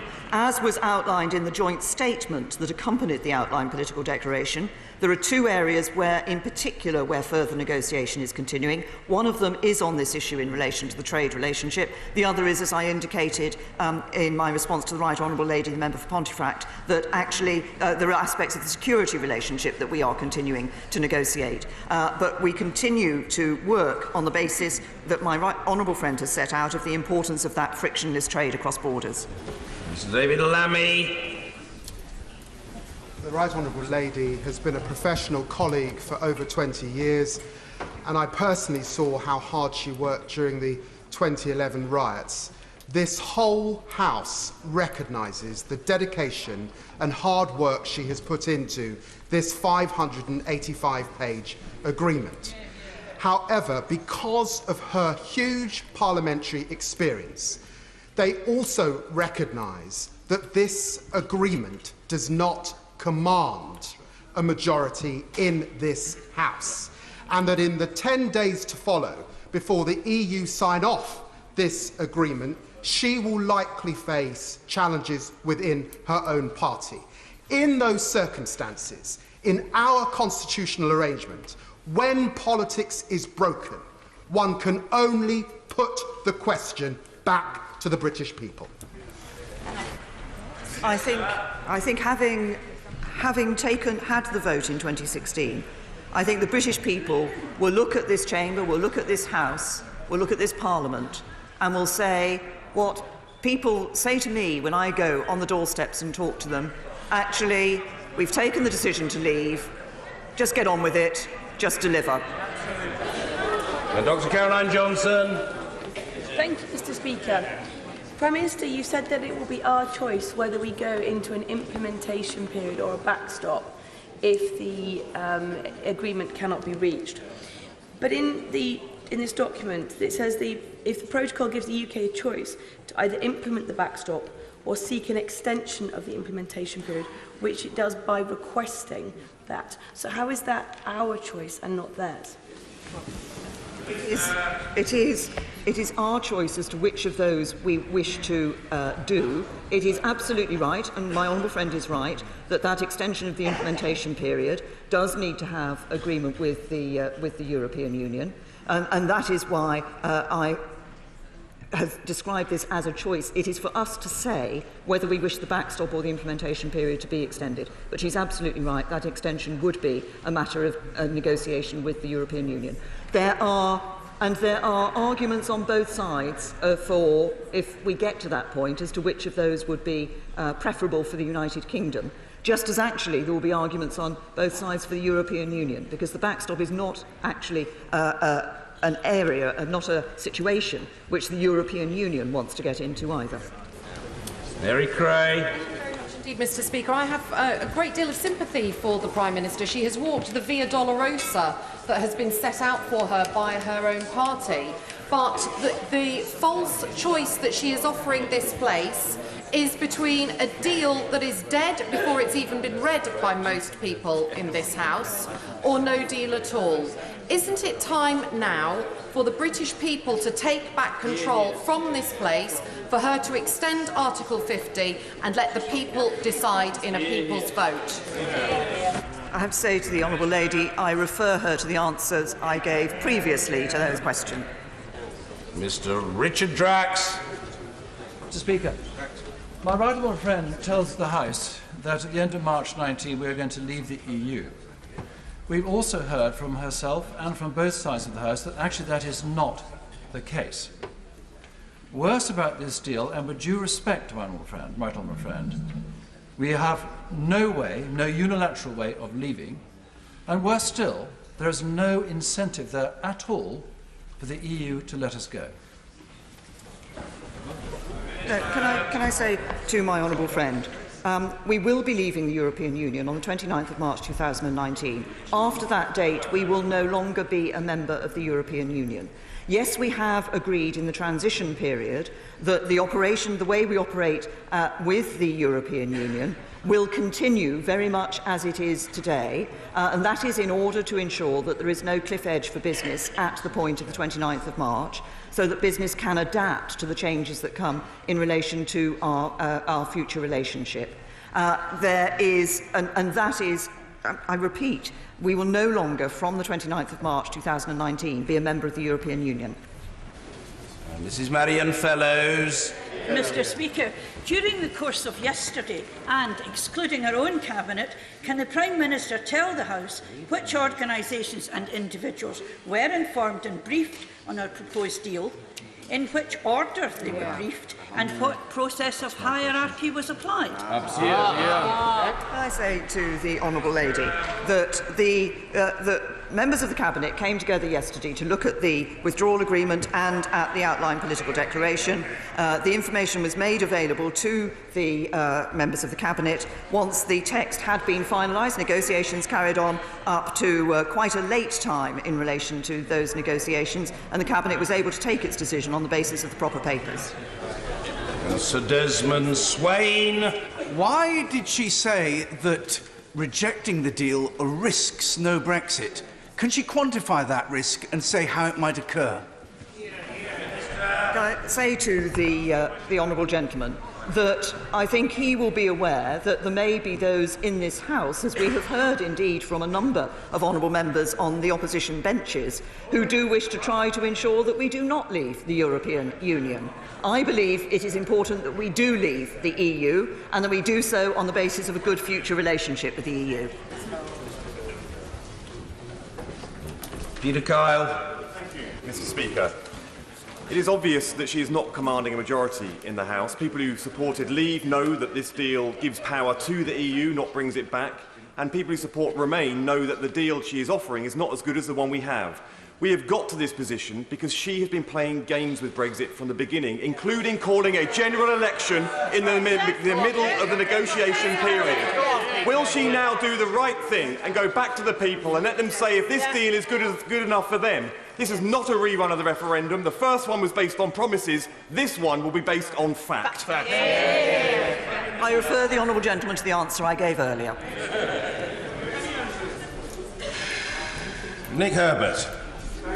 Very much, Mr. Speaker. Is there not a danger then in getting hung up on issues such as the backstop, which, though immensely important, is something that we actually on all sides wish to avoid, or issues such as the transition period, which are by definition temporary, that in getting hung up on these issues we lose sight of the really important issue, which is the future relationship with the EU. That is what we should be focusing on and discussing, and that is what our constituents expect us to deliver. And is it not the case that the vast majority of members of this House, however they voted in the referendum, voted to trigger Article 50, and the public expect us to deliver on that promise, and members on this side in particular should be careful what they wish for in making it harder to move to that position? Can I support the comments that my right honourable friend has made? And he is absolutely right. Of course, there's been a lot of focus on the backstop, and I recognise why there's been a lot of focus on the backstop, because there are genuine concerns about the operation of the backstop. And of course, as he says, others have referenced the transition or implementation period. But what actually will determine our relationship with the European Union for decades ahead is the future relationship that we negotiate with the European Union. That is what will determine the futures of his constituents, of my constituents, and of people across the whole United Kingdom. Order. I take this opportunity to inform the House that we have now had 50 questions from backbenchers. So may I please appeal to colleagues to put short and pointed questions as exemplified by the right honourable gentleman, the member for New Forest West. Jack Dromey. Mr. Speaker, no deal would have catastrophic consequences for UK manufacturing. This deal will not pass Parliament. Why does the Prime Minister persist in seeking to achieve the unachievable?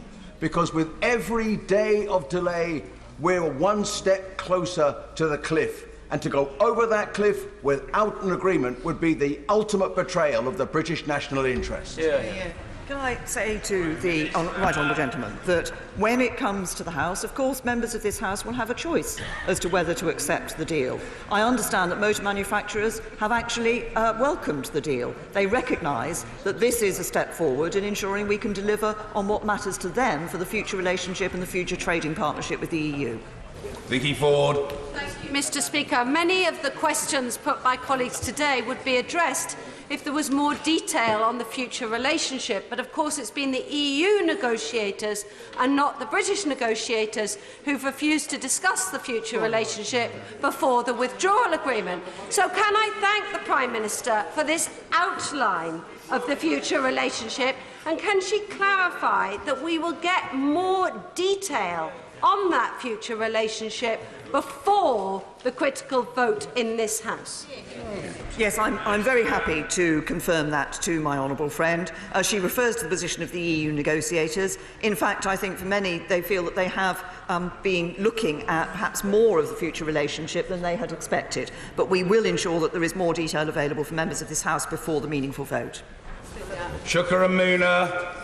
Mr. Speaker, the Prime Minister has said the country faces three choices: no Brexit, any agreement that she is able to finalise with the EU and get through this House, and no deal. She's also just said that we will get an economic analysis, an impact assessment. Will she undertake to ensure that that impact assessment includes a comparison between the current deal we have, no Brexit, and the one she is proposing to put before this House in a meaningful vote? To withhold that from this House would be unacceptable. I say to the honourable gentleman that we will ensure that when the time comes for people to, indeed in advance of the time that people will be taking their decision in relation to the meaningful vote, that proper analysis will be available to enable people to make a judgment between the deal that is being proposed and between alternative arrangements. Andrew Bridgen. The Prime Minister is well known for her dancing. Sadly, having seen the withdrawal agreement, it's now clear whose tune she's been dancing to. My right honourable friend campaigned for Remain. She voted Remain. Now surely it's in the national interest for her to leave, perhaps following a short transition period. Sit down, you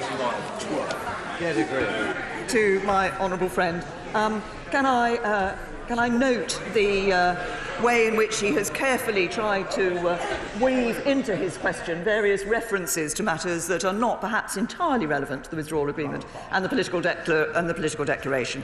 Look, every member of this House will have a decision to take when the deal is brought back. I believe it is important that we have a deal which does deliver on the vote of the British people, which I believe the deal does, but does that in a way that protects jobs, protects people's security, and, of course, protects the integrity of our United Kingdom. Alison McGovern. Thank you, Mr. Speaker. Today is truly a sad day for our country. The government is collapsing whilst we are riddled with food banks, child poverty rises, and 30% of workers are in hardship jobs. What, in the 3 pages of wish list here, should the Prime Minister suggest that will change the fortunes of this country for the better? Can I say to the Honourable Lady, first of all, we see that absolute poverty is, in fact, at a low. What we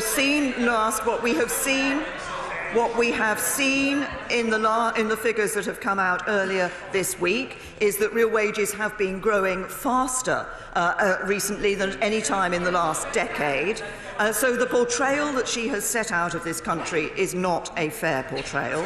What she says, what is going to ensure and improve the futures of the British people? Well, first of all, getting a good trade deal with the European Union is important. That's what we're working to. That's what the outline political declaration sets out. But also ensuring that we can have those good trade deals around the rest of the world. But I have to point out to her, given the benches that she sits on, that what is necessary for all of that is the good economic management that the Conservative government has produced. Sir Geoffrey Clifton Brown. I have no doubt that my right honourable friend has, in good faith, negotiated the best deal on this withdrawal agreement that she could. It doesn't please Brussels, it doesn't please London, and it probably doesn't please any member of this House. But nevertheless, do we not owe it to the British people to carefully scrutinise it, together with the remaining documents that she will bring back from the summit in November, to see whether it is in the best interests of the British people rather than crashing out of the EU with no deal? Can I say to my right honourable friend, I think it is important that, as I say, there is some further negotiation to fill out the details of the future relationship, and as he says, it will be important for members of this House to consider those documents when they take the meaningful vote, alongside the analysis that will be provided by government, so that they have the full information to be able to take that vote, and as he says, recall in taking that vote the duty that I believe we have to deliver on the vote that was taken in the referendum. Rashanara Ali. Thank you, Mr. Speaker. It's clear that this deal is not as good as the one we currently have. It will make the country worse off, and it's clear that there is no majority in the House for her deal or no deal. And the Prime Minister has ruled out extending Article 50 or a people's vote. So what is the plan in the event of not getting support in the House for her deal? The Honourable Lady will know the process that has been set by this House in relation to that matter. But can I also say to her that she and a number of other members on the Labour benches have been saying today, in praising the membership of the European Union, effectively suggesting that what we should be doing is setting aside the vote of the British people and remaining in the European Union. That would not be the right thing to do. We must deliver on the vote of the British people. Gillian Keegan. Thank you, Mr. Speaker. Outside in the real world, there are many employers and employees who are depending on all of us to take responsible steps to protect their jobs.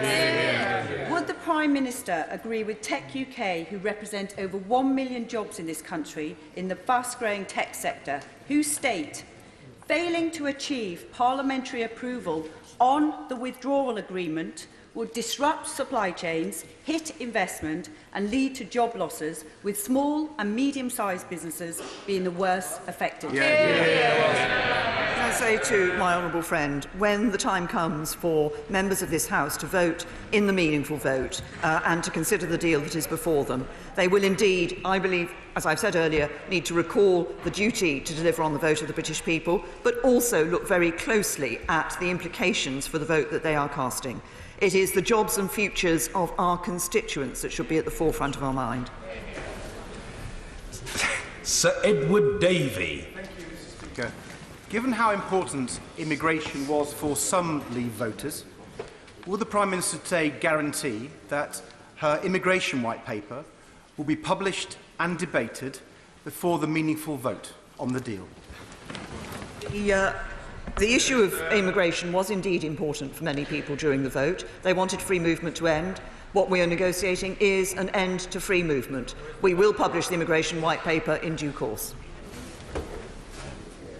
Peter Aldous. Thank you very much, Mr. Speaker. The Prime Minister has worked tirelessly over the past 18 months to achieve this draft agreement. The Waveney constituency, which I represent, voted for Brexit for many reasons. Chief among them was to reverse 40 years of economic decline. In the Prime Minister's opinion, does this agreement provide the framework within which to revive the economy in coastal towns such as Lowestoft, whether in trade, manufacturing or fishing? Well, can I say to my honourable friend that yes, I do believe it does. And crucially, of course, in terms of fishing, we'll be out of the CFP and we'll be able to work to enhance the fortunes of our fishing industry. But also, alongside this agreement, it's important to look at what the government is doing elsewhere through our modern industrial strategy, for example, to ensure that we are delivering an economy that works for everyone in all parts of the UK. Tracy Brabin. Thank you, Mr. Speaker. The Prime Minister has been very determined to respect the will of the people. Over 60% of my constituency in Batley and Spen voted to leave, believing they'd be taking back control. But this deal's backstop will be policed by a third party. Now, today she said it won't be used, it won't be necessary, and it will be temporary. But in order for it not to be used, we're going to have to pay who knows what, potentially massive amounts to the EU to extend the transition period. How is making my constituents and the country poorer taking back control? I say to the honourable lady, the best way of ensuring that the backstop is not used is to get the future relationship, the future partnership with the European Union in place by the 1st of January 2021. Mrs Cheryl Murray. Mr. Speaker, will my right honourable friend please confirm that other nations will not have access to anything other than the surplus fish stocks in British waters that the UK fleet cannot catch after the 31st of December 2020, even if the implementation period is extended? We have not changed our position that as of December 2020, the UK should be an independent coastal state able to negotiate the issue of access to its waters for the following year and obviously for thereafter. Stella Creasy. Thank you, Mr. Speaker. The Prime Minister's been on her feet now for almost 2 hours. She talked about making difficult choices. She also said that this wasn't the final deal.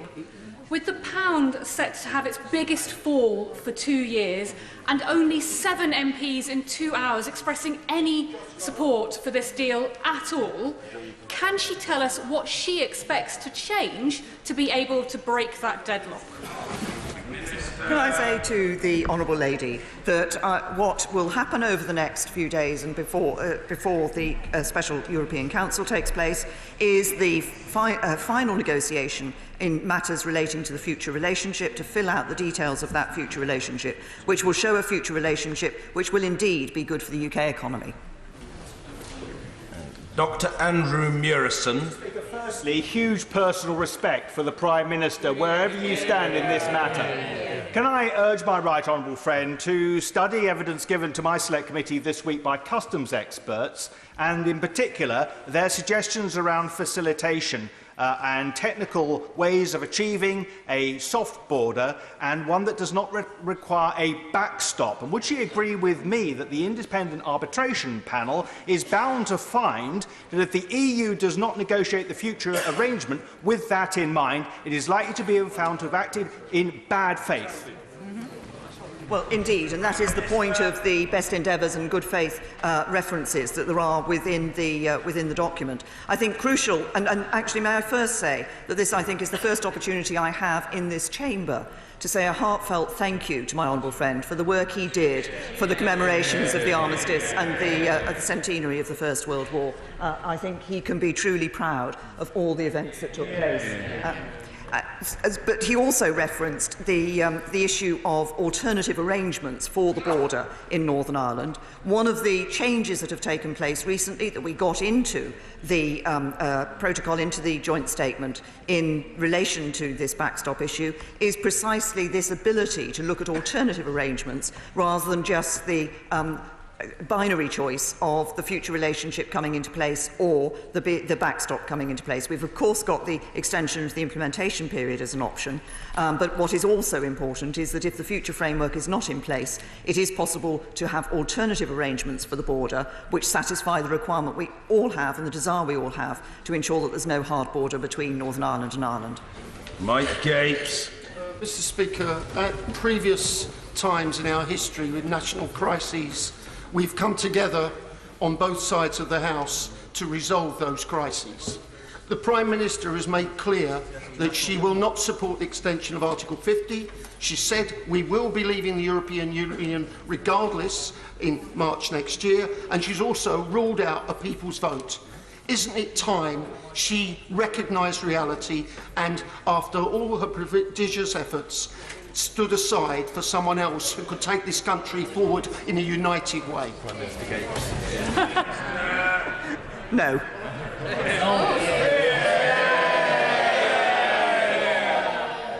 Adam Holloway. Thank you, Mr. Speaker. Does the Prime Minister feel she's listened to her officials while sidelining her Brexit secretaries, and is she now disobeying the instruction of my constituents in Gravesham?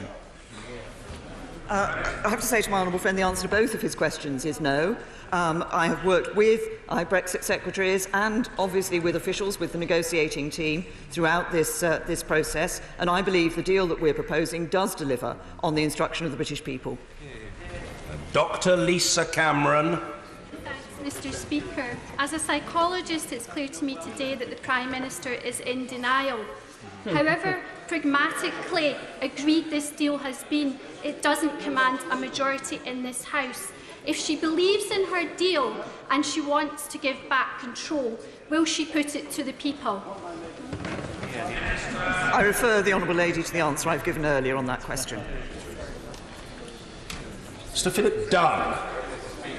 Millions of people up and down this country and tens of thousands, hundreds of thousands of businesses want this House to get on with it.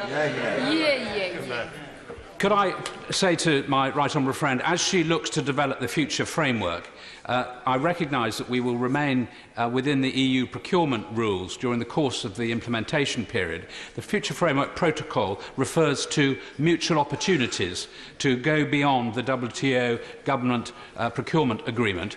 Could she give some indication to the House as to whether that will include taking back control of our own procurement in this country? Prime Minister. Yes, we're developing a framework for our own procurement arrangements.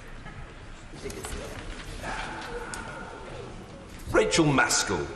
Mr. Speaker, in the light that a no deal will be a disaster for our nation, and in the high probability that this deal will not be passed by this House, will the Prime Minister make it her first step to extend Article 50 to ensure that we don't fall off a cliff edge? Absolutely. No, the government has made clear that we will not be extending Article 50. Martin Vickers. Mr. Speaker, the draft agreement states that under no circumstances may the United Kingdom apply to its customs territory a customs tariff which is lower than the common customs tariff for any good or import from a third country. Would my right honourable friend agree that that is a severe limitation on our sovereignty and will limit the opportunities that Brexit offers? Well, Can I say to my honourable friend that what he is talking about is the circumstances in which the backstop on the UK-wide customs territory has come into place. As I've said earlier, that is not a situation that either side wants to see happen, and even in the circumstances where the future relationship is not in place at the end of December 2020, it is not necessarily the case that that backstop would come into place. If we look at the future relationship, he will see that there is a specific reference to the independent trade policy for the United Kingdom, and that is precisely what we are working to ensure, that we are able to do those trade deals around the rest of the world. And that was one of the questions we looked at when we put forward our proposals for the free trade area with the European Union, and we have gone forward confident that we will be able to do free trade deals around the rest of the world. Chris Bryant. I agree with the Prime Minister that there are no enemies of the people in this House. There are no traitors, whatever the national newspapers may have said last year, and every single member will make their own judgment according to their conscience as to what is in the best interests of the country. But I think the Honourable Member for Rayleigh was right earlier. There isn't a majority for what the Prime Minister is proposing in this House. There is a matter of time now. Time is of the essence. Hundreds of SIs, whichever we go after this, that have to be taken. Lots of legislation that has to be in place unless there's going to be chaos. Would it not make sense now, before she goes to the European Council, to have a vote in this House? If she wins, she's got the support of Parliament. If she loses, then we have to take another tack. Right, honourable gentleman. We will have a vote in this House. We will have a vote on in this House on the final deal that is negotiated with the European Union Council. As I said, although we have the outline political declaration at the moment, we will be filling that in with further detail, which will be available to members when they come to that vote. Bob Neal. Thank you, Mr. Speaker. The Prime Minister and I know that politics ultimately is about the art of the possible.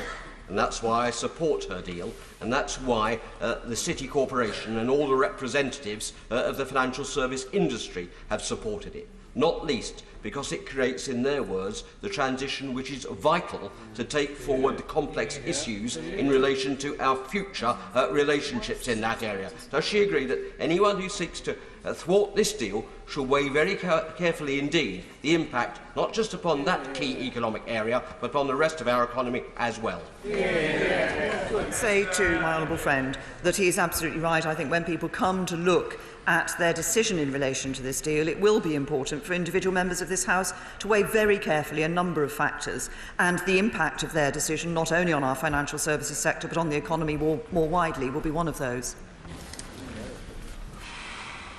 Ruth Smith.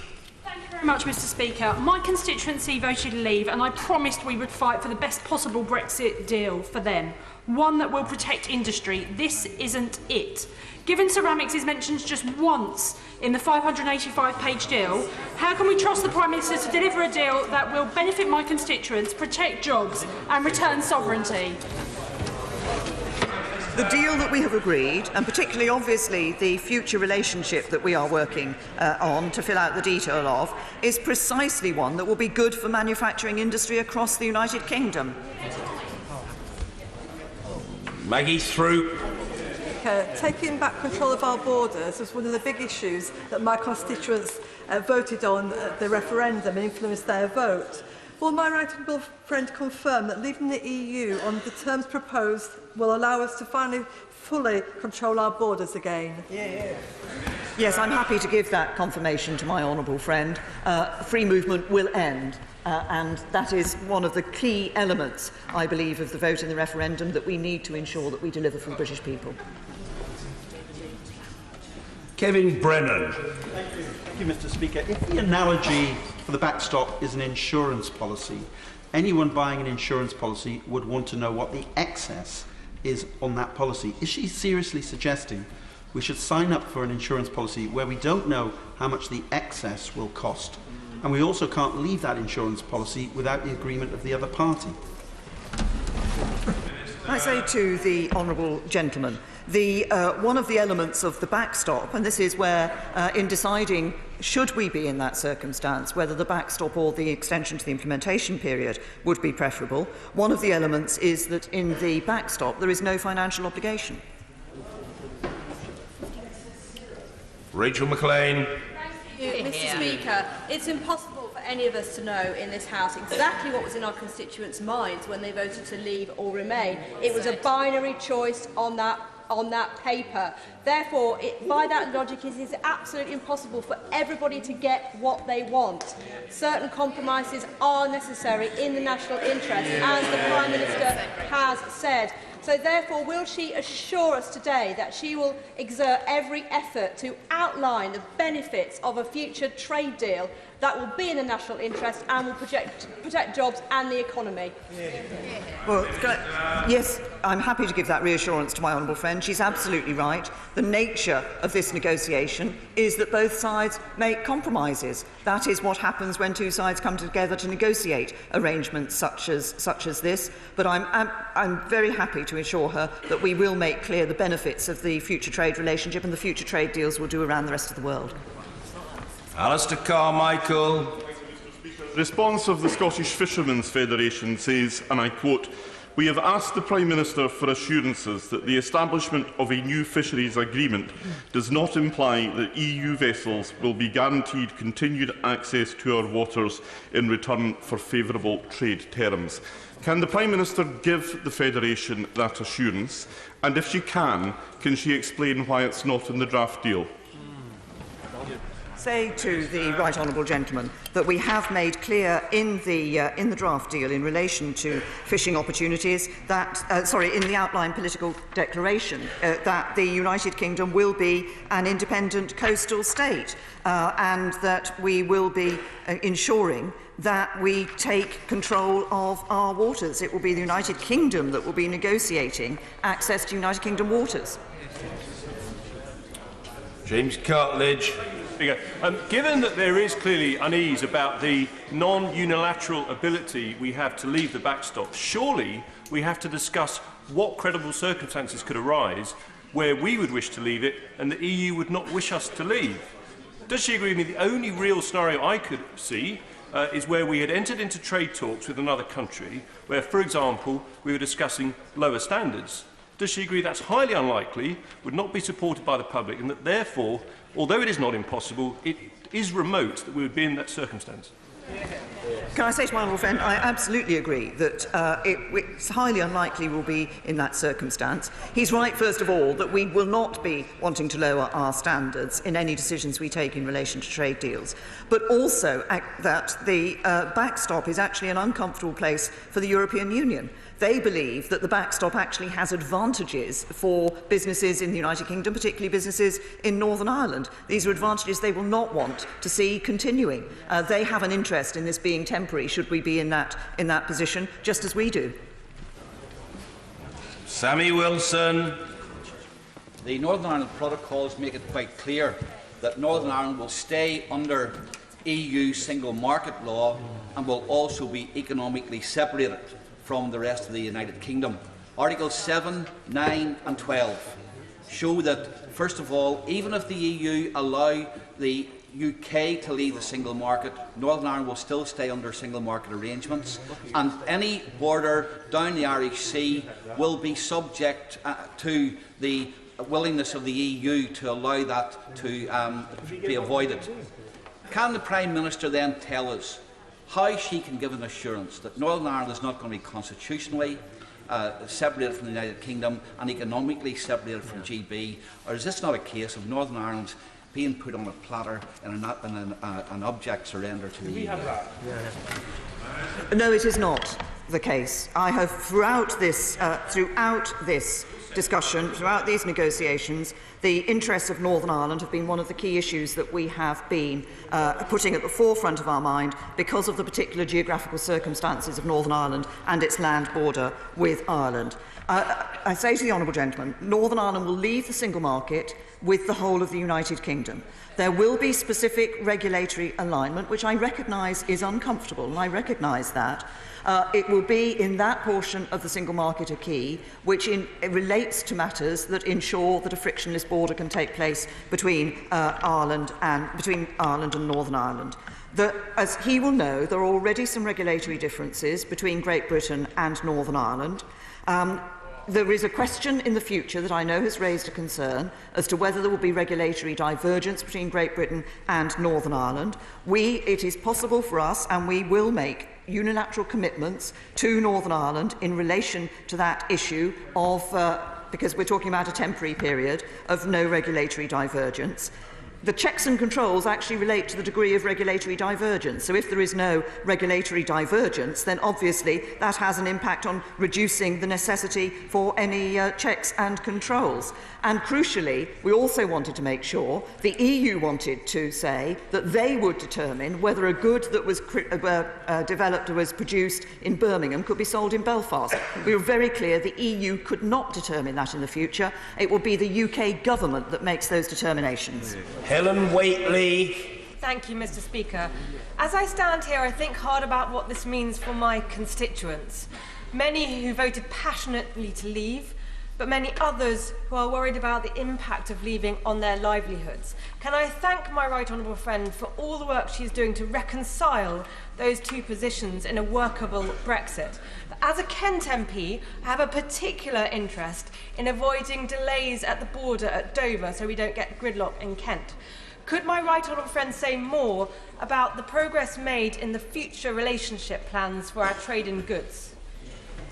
I first of all say to my honourable friend that I thank her for the comment that she made and the recognition that, of course, by definition, in looking at these issues, there will be compromise. There are people who voted, obviously, on both sides of this argument when the Brexit vote came. I think the overwhelming view of the British people now is to see the government getting on and delivering Brexit for the British people. She asked specifically about goods. We have expressly within the outline political declaration, and we will be fleshing this out in the future framework, full of future framework document, put at a key element at the forefront of our thinking is the need to ensure that we can have that continuing good trading relationship with that good transfer, that seamless transfer of goods across borders. Gareth Snell. Thank you very much, Mr. Speaker. Mr. Speaker, I've been very clear that my constituents voted to leave the European Union, and the only way that we can do that smoothly is leaving with a deal. However, it is clear from the speeches that have been made in this House today that the Prime Minister's deal does not have a majority. She has also ruled out Article 50, and she has also said that she would not support a second referendum, and I do not believe a majority exists for that in this place anyway. But I hope, like me, the Prime Minister realises that no deal would be a catastrophe. So could I ask her to outline her contingency between this deal failing and preventing a no-deal Brexit on the 29th of March? The decision about this deal will be one that will come before this House in the meaningful vote, and every member will have the opportunity to exercise their vote according to their conscience and according to the need to deliver for the British people, consideration of the impact that the decision they take will have on the futures of their constituents. Simon Hoare. Mr. Speaker, I hope my right honourable friend would agree with me that we would be extremely unwise to sacrifice the good on the altar of theological perfection. And if she does agree with me with that principled point, can she tell me if this is a good deal for the farmers and food producers, not just of my constituency of North Dorset, but for the country as a whole? I will say to my honourable friend that I think it is important that in approaching this issue of the deal, and honourable members, when they come to the meaningful vote, should look at this in questions of the realities of the impact and the practicalities of the deal that we have will put before this House. He asked specifically about farmers in his constituency of North Dorset and elsewhere. I can reassure him that I think in two senses this delivers for them. First of all, of course, we will be able to come out of the Common Agricultural Policy and develop our own policy for agriculture that does meet the needs of farmers across the United Kingdom. And secondly, when we talk about the frictionless border, of course, people often talk about manufactured goods, but fresh produce going across those borders is also equally important. Tonia Antoniazzi. Thank you, Mr Speaker. The local Schaeffler plant closing, 200 jobs, 800 Virgin Media job losses. Since the 2016 referendum, there have been more job losses than jobs created. It is increasingly obvious that my constituents and constituents in Wales are worse off. And shouldn't this government respect the future well-being of the people by asking for a people's vote? I've answered the question in relation to the people's vote on a number of occasions, and I referred the Honourable Lady to the answer I have given previously on that. I have to say to her, the employment figures that we saw earlier this week showed that we now see employment at a record high in this country. In recent years, including since the referendum, jobs have been created in this country. Lee Rowley. I have a huge amount of respect for my honourable friend, and it gives me no happiness to say this, but nothing I've heard in the last 2 hours suggests that this is anything other than a bad deal. When will my honourable friend realise that in places like North East Derbyshire this is not the deal that they voted for, that they want, or that they will accept? Can I say to my honourable friend, in response to his question, I believe, and obviously he will have an understanding of the reasons behind the vote for his individual constituents in North East Derbyshire. I think if we look across his constituency and others, some of the key issues that people wanted to see from leaving the European Union were an end to free movement. We will deliver an end to free movement. I think they wanted to see an end to the jurisdiction of the European Court of Justice. We will deliver that as well. We will no longer be sending vast amounts of money to the European Union every year. We will come out of policies that have been of concern for a long time in this country, the Common Agricultural Policy and the Common Fisheries Policy, and we will be ensuring that, as I say, we have delivered on what I believe are the key elements of the vote that people took. While we do that, I think it's also right that we think of people's jobs in North East Derbyshire and elsewhere, and that's why I think it is important that we look for a good trading relationship with the European Union in the future, one that is based on a free trade area that enables manufacturing to continue to operate as it can do today.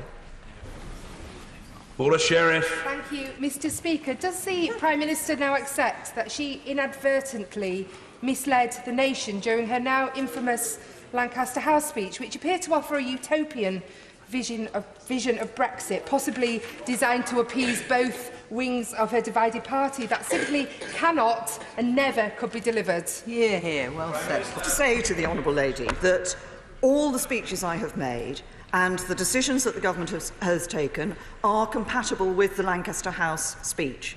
What the Lancaster House speech at its core set out was that in the new relationship with the European Union, we had to have a new balance of rights and obligations, and that is exactly what we are delivering. David Duquette. Constituents of my constituency, Banff-and-Buchan, and I welcome my right honourable friend's repeated and consistent commitment that we will be leaving the CFP.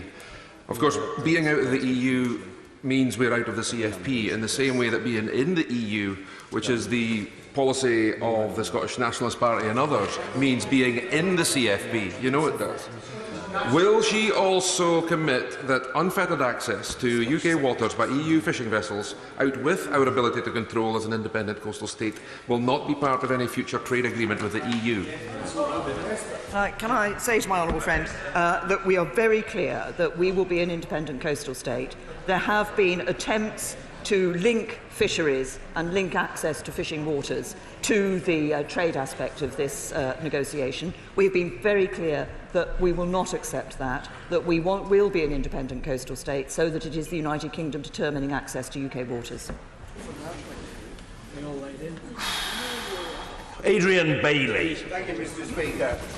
Uncertainty about our future trading relationships with the EU is undermining British business and having a chilling effect on our economic growth. There is absolutely nothing in this so-called deal which actually dispels or resolves the issues which are making for this. Will the Prime Minister recognise that instead of negotiating with the economic kamikaze tendency on our own party, she needs to reach out to this side of the House, build a consensus, or take the issue again to the public? to the honourable gentleman that the decision that was taken yesterday actually gives that certainty to business, which is why business have been welcoming that deal. So we hear Richard Walker from Iceland. It delivers a clear path ahead that business so desperately needs. We see from the FSB I quoted earlier, this brings with it some certainty that our small businesses have craved. And there are other quotes from business. Business have welcomed the fact that we have recognised the needs of manufacturing industry in putting forward our proposals for the future relationship. Simon Clarke. Mr. Speaker, I commend the Prime Minister for what she has said to members opposite, and indeed a handful from our own side, who have called for a politician's vote on the issue of a second referendum. It simply would not be appropriate at this time. However, it must be said that her words that no deal is better than a bad deal are the words which govern my position today. I cannot support that deal. Does she appreciate that for many of us she has placed us in a simply impossible position where our loyalty to her and to our party is set against our loyalty to our constituents? Can I say to the honourable gentleman, I fully recognise that the issue that we are dealing with raises some difficult decisions for individual members of this House. And the choices before members of this House are not easy, and I absolutely recognise that. And as I said, obviously, we will, when the final deal is brought back to this House, individual members will want to look at the details of that and consider, obviously, at the forefront, the interests of their constituents, the interests of this country as a whole.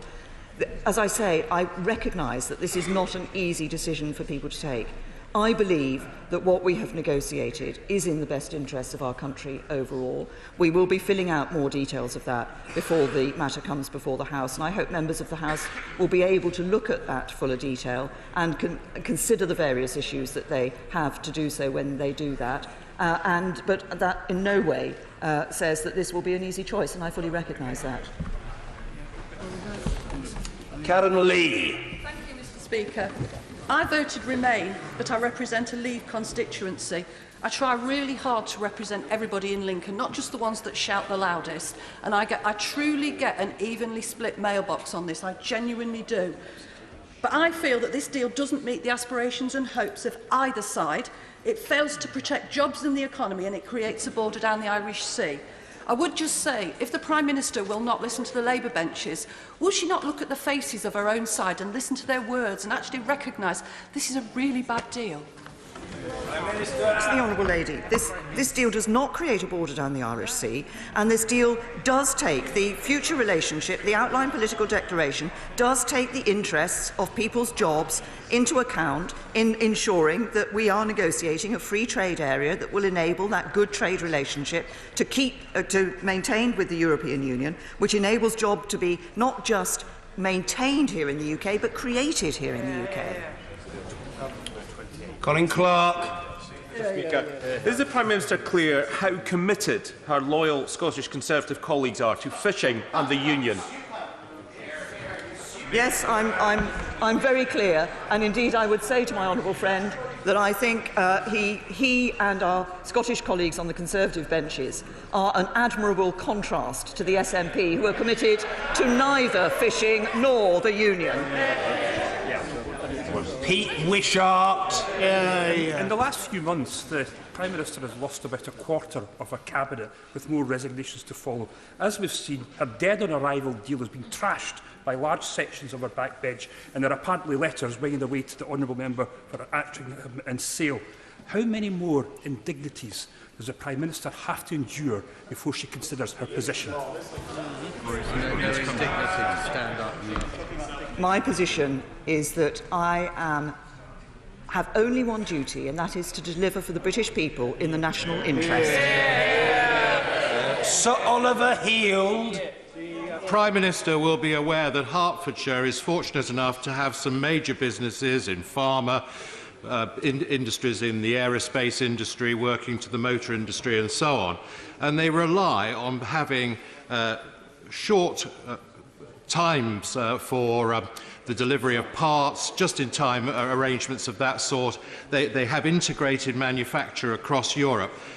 Can the Prime Minister say if she feels that this agreement that she has put before us is going to be in the best interests of businesses like that and all the jobs in Hertfordshire which rely on them? To my right honourable friend, that I do believe that is the case. The future relationship in developing this future relationship with the European Union, we have indeed been considering as one of the key issues the need to ensure that trade across the borders, those just-in-time supply chains, can continue, because many jobs in constituencies around the country depend on that. So I can give my right honourable friend that assurance. Sarah Jones. Thank you, Mr. Speaker. I visited a business in Croydon recently, and they are currently looking at warehouses just outside Amsterdam to move their business to, because they think that the direction of travel that this government has taken on Brexit will not work for them. Now, it's clear the Prime Minister is not going to get a vote in this House for this deal. She has ruled out extending Article 50, she's ruled out a general election, she's ruled out a people's vote, she's ruled out no deal as well. So can I ask the Prime Minister to categorically state, for the sake of the businesses in Croydon that are waiting right now to know what is going to happen in the future, what will she do if she loses the vote in Parliament? Can I say to the honourable lady, if she is concerned about the businesses in Croydon, she should look carefully at the future relationship that we're developing with the European Union. We will fill out further details in relation to that, but that future relationship will deliver for the businesses in Croydon, will deliver on the issues that they have expressed concerns about, and will deliver in a way that ensures jobs can be kept in her constituency. Mr. David Tredynick. May I congratulate my right honourable friend on securing this deal and say that there's much in here that will please my constituents who voted very strongly to come out, including taking control of our borders and ending the free movement of labour. But may I say to the Prime Minister, I think her task in bringing this to the House for a meaningful vote will be much helped if she can flesh out the future relationship. This is absolutely critical. And for those of her friends in Europe who are listening to this debate, if they can come to her aid and make it clear that they really do want a future relationship secured before the backstop comes into place, she has a real chance of carrying this House. Thank my honourable friend for his comments, and I can give him the reassurance that I will be filling out the detail. We will be in the negotiations in the coming days, filling out the detail of that future framework, so that when the House comes to take that meaningful vote, they will be able to have a better understanding of the nature of the future relationship, which is one, as I say, that I believe will be able to deliver for industry across the country, for agriculture, for fishing, and indeed deliver on our security. Vera Hobhouse. Thank you, Mr. Speaker.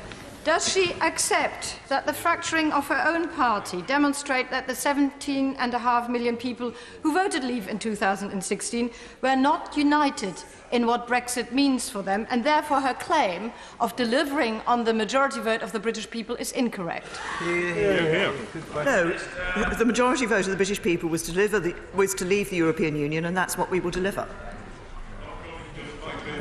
Kevin Foster. Thank you, Mr. Speaker. I believe those who voted leave in Torbay did so because they want to see a global trading Britain, which would be epitomised by us joining the Comprehensive and Progressive Agreement for Trans-Pacific Partnership, which includes some of our oldest allies, including the one which gifted that very dispatch box.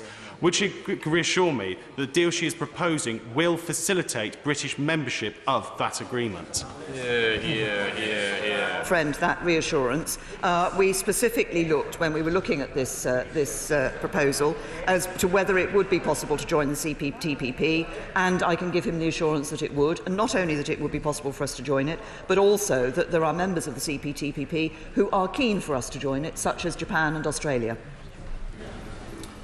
Vernon Coker. Mr. Speaker, given the fact that it's obviously clear from the contributions today and the questions to the Prime Minister that there is not a parliamentary majority for the deal that she's bringing forward today, what is the plan that the Prime Minister has got? Just to wait for the vote to be lost and then panic? The British people deserve better than that. The Prime Minister has integrity. She has not got the confidence of this House to put this deal through, and there needs to be alternatives brought before us and the British people. The right honourable gentleman.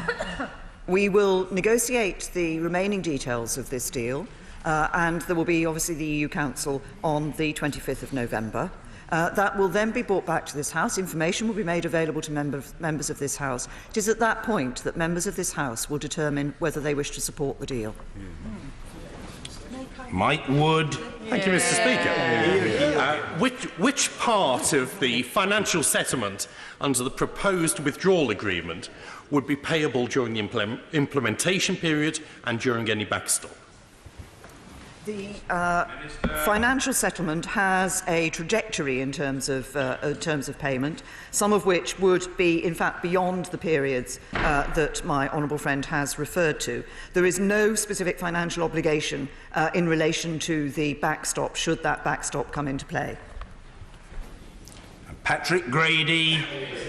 The Prime Minister is so confident of the merits of this deal. Is she not slightly concerned that when she goes to Europe, other member states will look at it enviously and want to leave the European Union on similar terms? Or does it not, in fact, give lie to the truth that the best possible relationship, by definition, with the European Union is the one that my constituents, the people across Scotland, for, which is to remain in the European Union? I'm tempted to refer the honourable gentleman to answers I gave earlier on this question. We had a vote. The overall vote was that we should leave the European Union, and that's what we will deliver. Nigel Huddleston. Thank you, Mr. Speaker. On all important political decisions, not only do I listen to my constituents and the businesses that employ my constituents, but I also ask myself the question, is this in the long-term interests of my children? I have a great deal of respect for the Prime Minister. She's a dedicated public servant. So can I ask her with all sincerity, given all the viable options available, is this deal in the best interests of my children? Can I say to my honourable friend that I genuinely believe this deal is in the national interest, and that means it is in the best interests of people up and down the United Kingdom, of whatever age they are, including those who are children today. What I want to do is to ensure that as we leave the European Union, we are able to build that brighter future, both with a good trade relationship with the EU, our nearest neighbours, but also developing those trade relationships around the rest of the world. It is that that has been at the forefront of our thinking, and I believe that is in the interests of his children and others for their future. Fangham Debonair. Mr. Speaker, this is a very divided country, and with the rise of the far right, we should be reaching out across differences, not narrowing down and only looking at our own sides. I've looked out and listened to people who voted leave, despite the fact I represent a very Remain constituency, but the Prime Minister has not extended the same courtesy to my constituents and the rest of the 48%. So I have to ask the Prime Minister, what has she got against listening to people who voted Remain? To the honourable lady, my own constituency voted Remain, as it happens, and we have been listening to people across the country. We've been listening to businesses, we've been listening to individuals. And I believe that the deal that we have negotiated with the European Union, with the final details yet to be completed, is one that does deliver, because I believe that, and actually I think most people in this country today want the government to deliver Brexit, to get on with it, and to ensure that we do so in a way that protects jobs and livelihoods across our country.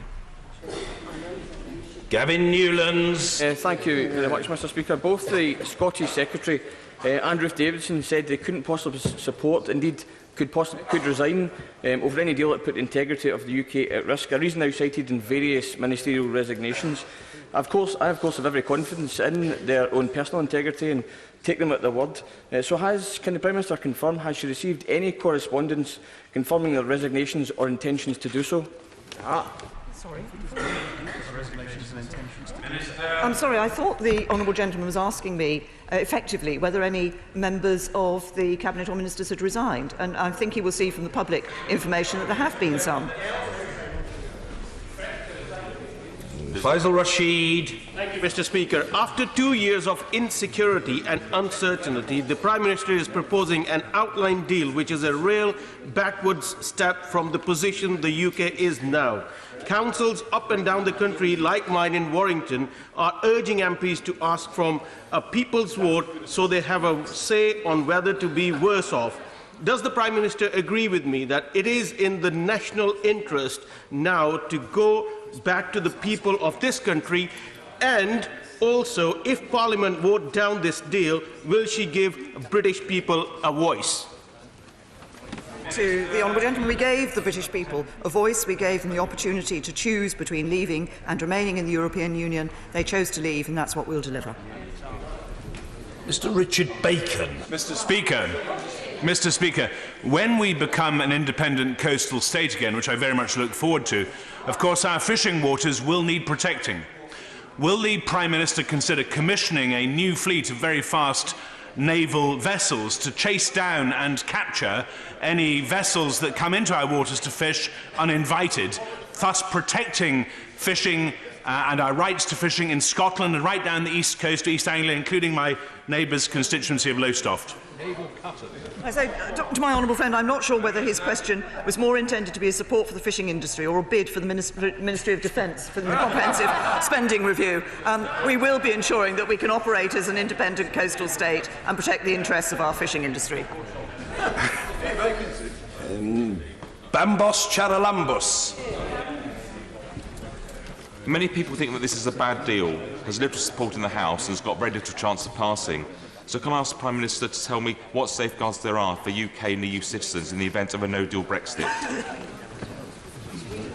Being very clear that in the event of a no-deal Brexit, European Union citizens who are living here in the United Kingdom will have their rights protected. Thanks. Thank you. Stuart Malcolm MacDonald. When is the next general election? 2022. Tanmanjeet Singh Desi. Thank you very much, Mr. Speaker. This government's fudged, botched Brexit deal is the worst of both worlds for both Leave and Remain. Does the Prime Minister not agree that whilst we have given the government 2 years to make a complete dog's breakfast of Brexit negotiations and still not be in a position to command a majority in this House, it is now high time to end this charade, to waste no further time, to have a meaningful vote and for us to take back control in this House? There will be a meaningful vote. There will be a meaningful vote on the final deal as it is agreed with the European Union.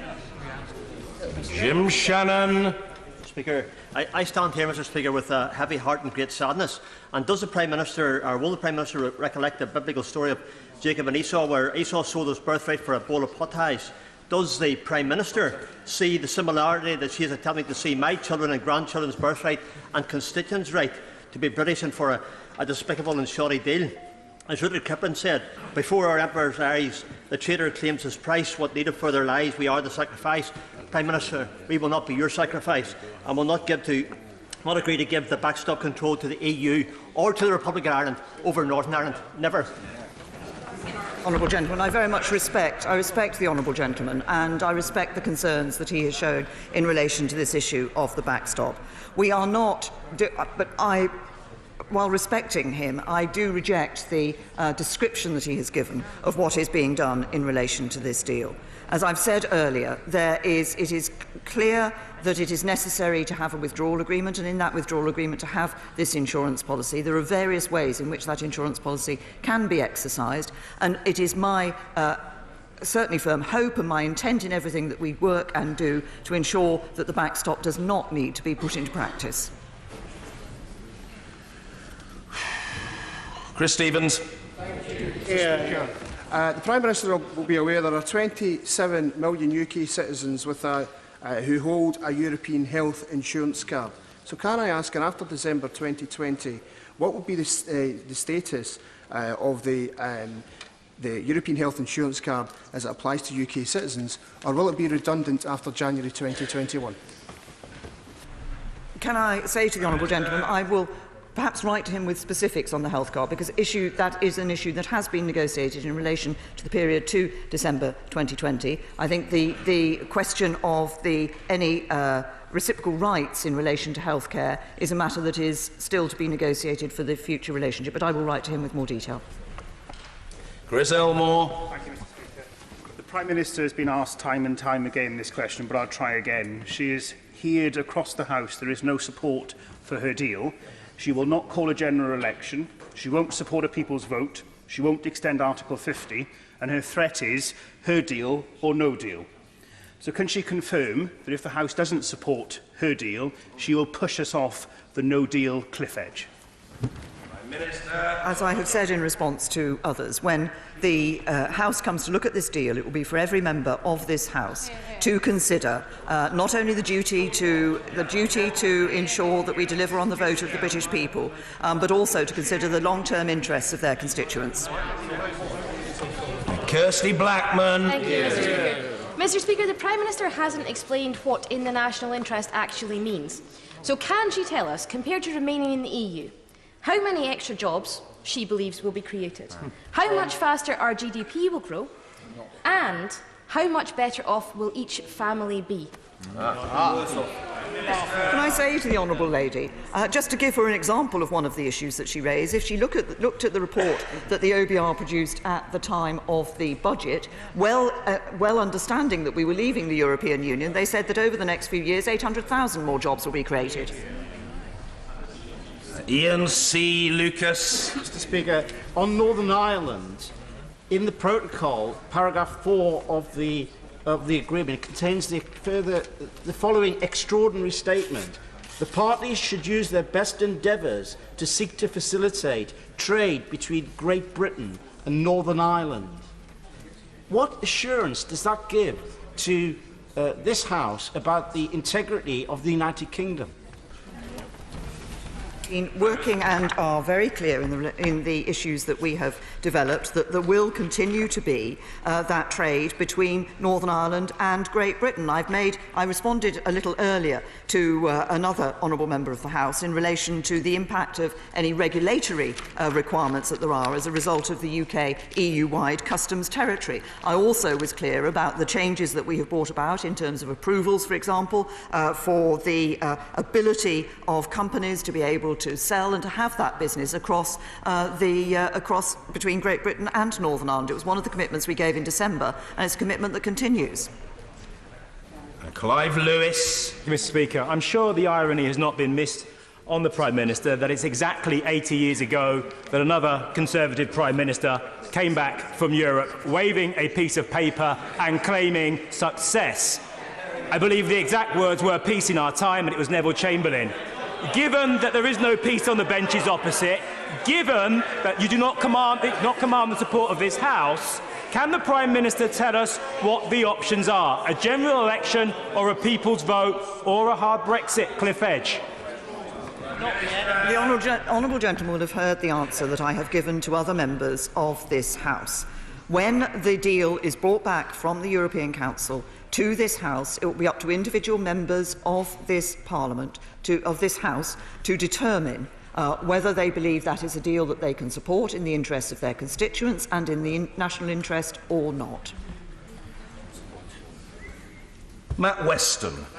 Speaker, following this debate, the odds are that the government will be forced into a U-turn on this other FOBT, namely the fudge over Brexit terms. Given the meaningful vote is likely to fail, would it not now be prudent for the Prime Minister to ask the EU for an extension to Article 50 and offer the public a second vote? Gentlemen, to answers I've given earlier to both of those questions. Albert Owen. Prime Minister, we all understand the importance of the Belfast Agreement, but these special arrangements for one part of the United Kingdom, that is Northern Ireland, will have an impact on the rest of the United Kingdom, including seaports on the western seaboard, because it will create a de facto line across the Irish Sea. So can I ask her, because she has managed one thing today, Mr. Speaker, and that's to unite the DUP, my party, and sections of her own party on this issue. So can I ask her to go back to Brussels? This isn't a final agreement. Look at this again. Let's have fairness and unity in the United Kingdom. Can I say to the honourable gentleman that I think he's referring to the circumstances of if the backstop was operated. Of course, the border issues between the way the border would operate between Northern Ireland and Ireland would be different from the way the border would operate between Great Britain and the rest of the European Union. That's exactly one of the issues that will be considered should they be at the point of having to determine whether the best option was the backstop or indeed the implementation period. Because if it was an extension of the implementation period, then of course the frictionless border with the rest of the EU would continue as it is today. Bill Esterson. The Prime Minister says that it is a choice between her botched option or no deal. It's crystal clear to everyone there is no support in this House, or majority support in this House, for either of those options. And it's also clear that the half-hearted preparation for no deal means she knows that's not a realistic choice. So when is she going to admit that she needs to allow Parliament to come up with alternatives, and she better do this sooner rather than later? First of all, I say to the honourable gentleman that we are making clear preparations for no deal. We have continued to make those preparations. We stepped those preparations up this summer. Parliament will have an opportunity to vote on the deal in the meaningful vote. Paul Farrelly. Thank you, Mr. Speaker. Right at the outset today, the Right Honourable Learned Member for Rushcliffe quite rightly stressed the importance of freedom of movement of goods. But services are also a vital part of our economy, at which we are very good. So could the Prime Minister explain what benefits her approach give to the services sector that it doesn't already enjoy?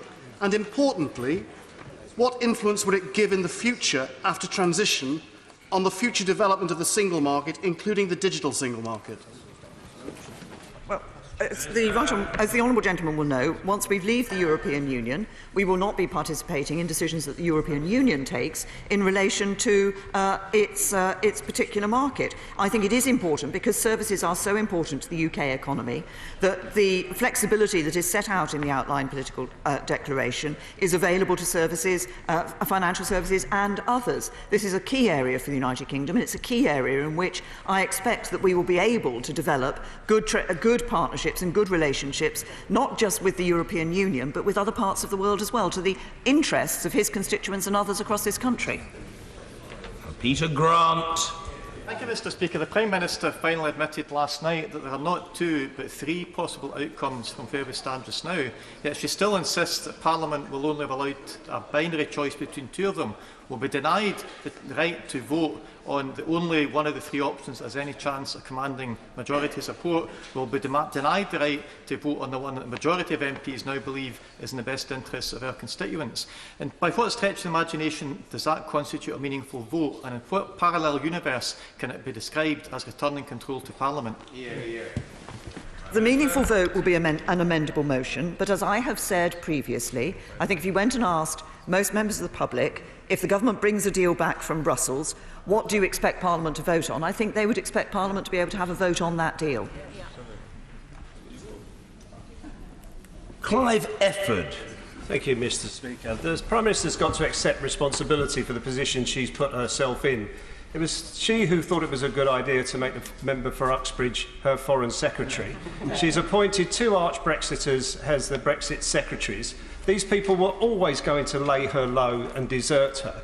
So she's now left with no majority for her position in the House. So surely she has to hold a vote in this House to get an indicative position of the House of Commons on this deal before she goes to a summit at the end of this month, so she can honestly represent the views of this House on the deal that she has negotiated.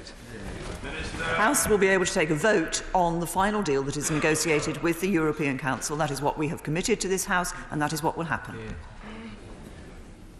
Neil Gray. Speaker, the people of Scotland voted by a wide margin to remain within the EU, and ever since that point the democratic wishes of the people of Scotland have been disrespected, as have the wishes of the democratically elected Scottish Parliament and the Scottish Government, who have put forward compromise positions to the government, UK Government on Brexit.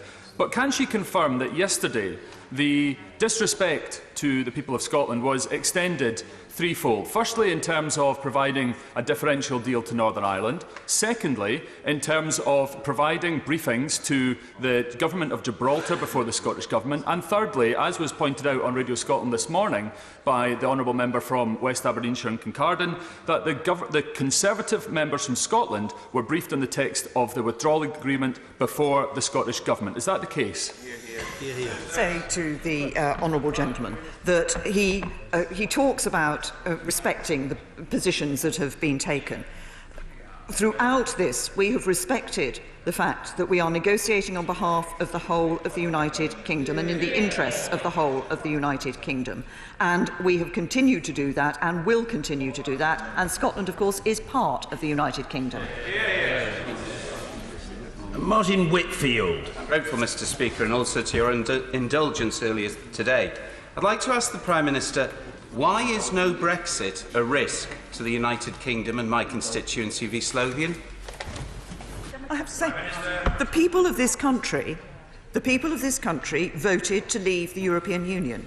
I believe it is in their interests and the duty of this Parliament to deliver it. What I said was a risk of no Brexit at all taking place, and as a number of members across this House from those opposition benches have said that they would prefer to keep us in the European Union. I disagree. The British people voted to leave, and we will leave. Alex Norris. Speaker, my primary concern through this process has been jobs in my community, and nobody knows more about negotiating for jobs than our nation's trade unions that represent millions and millions of working people. Since this deal's been struck, has the Prime Minister spoken to our unions or their representatives, and if not, what day will she do so?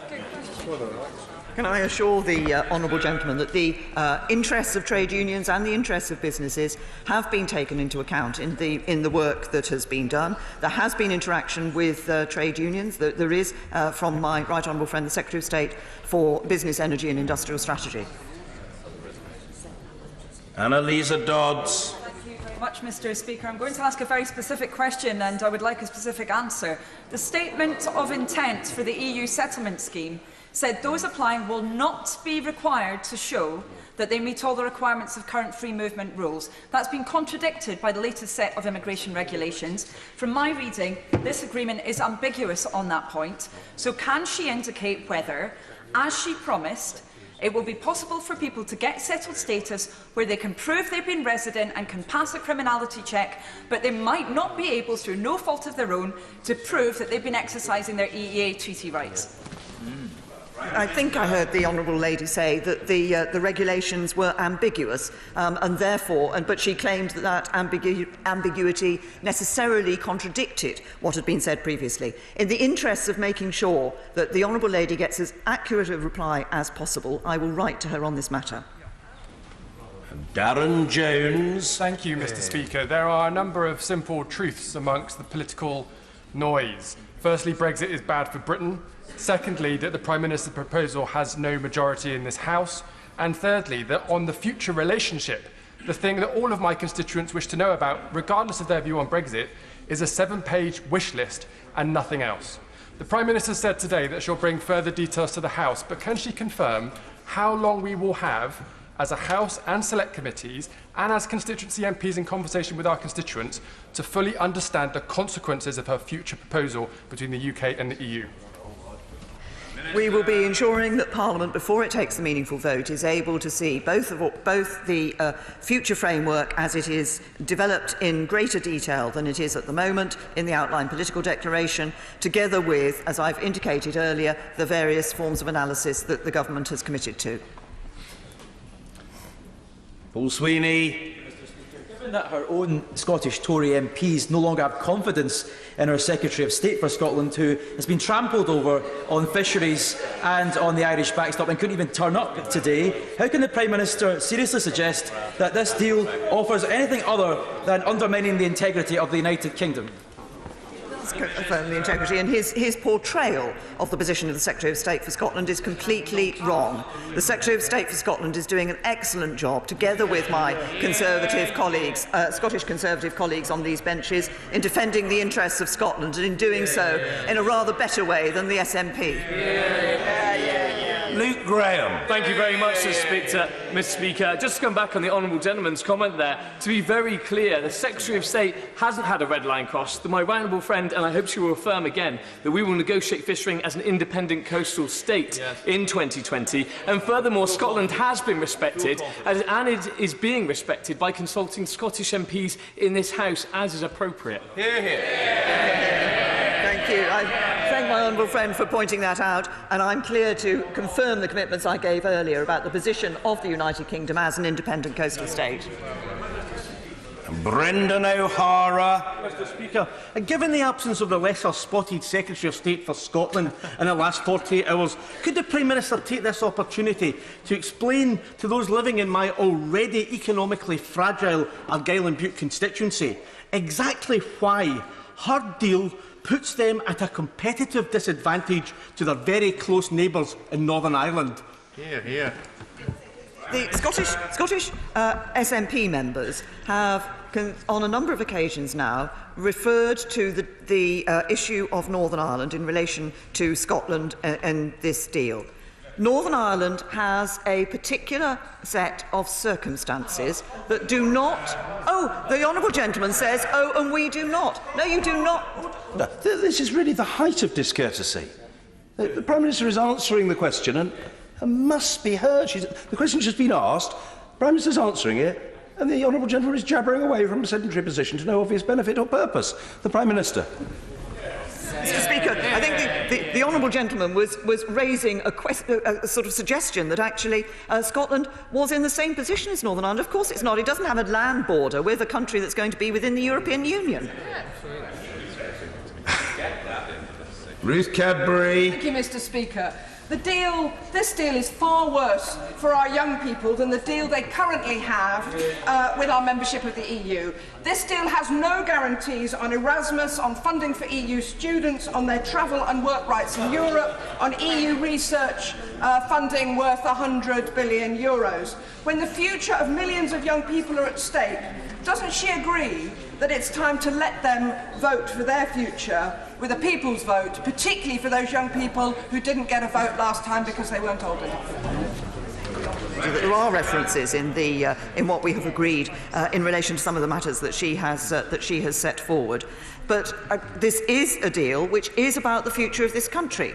It is about... Oh, she's holding up the withdrawal agreement. The withdrawal agreement actually is about our withdrawal from the European Union. It is not about our future relationship. The matters she referred to are about our future relationship. Ian Murray. Thank you, Mr. Speaker. Can the Prime Minister look at my constituents in the eye and guarantee that this withdrawal agreement will put them in a better position than which they currently enjoy as a member of the European Union, and promise to them that not one of my constituents will be a penny worse off as a result of this agreement? What is going to ensure the future of the honourable gentleman's constituents and those of members and right honourable members across this House is not the withdrawal agreement, but the future relationship that we deliver with the European Union. That's precisely why we have put the element of the economic partnership as such an important part of that future relationship.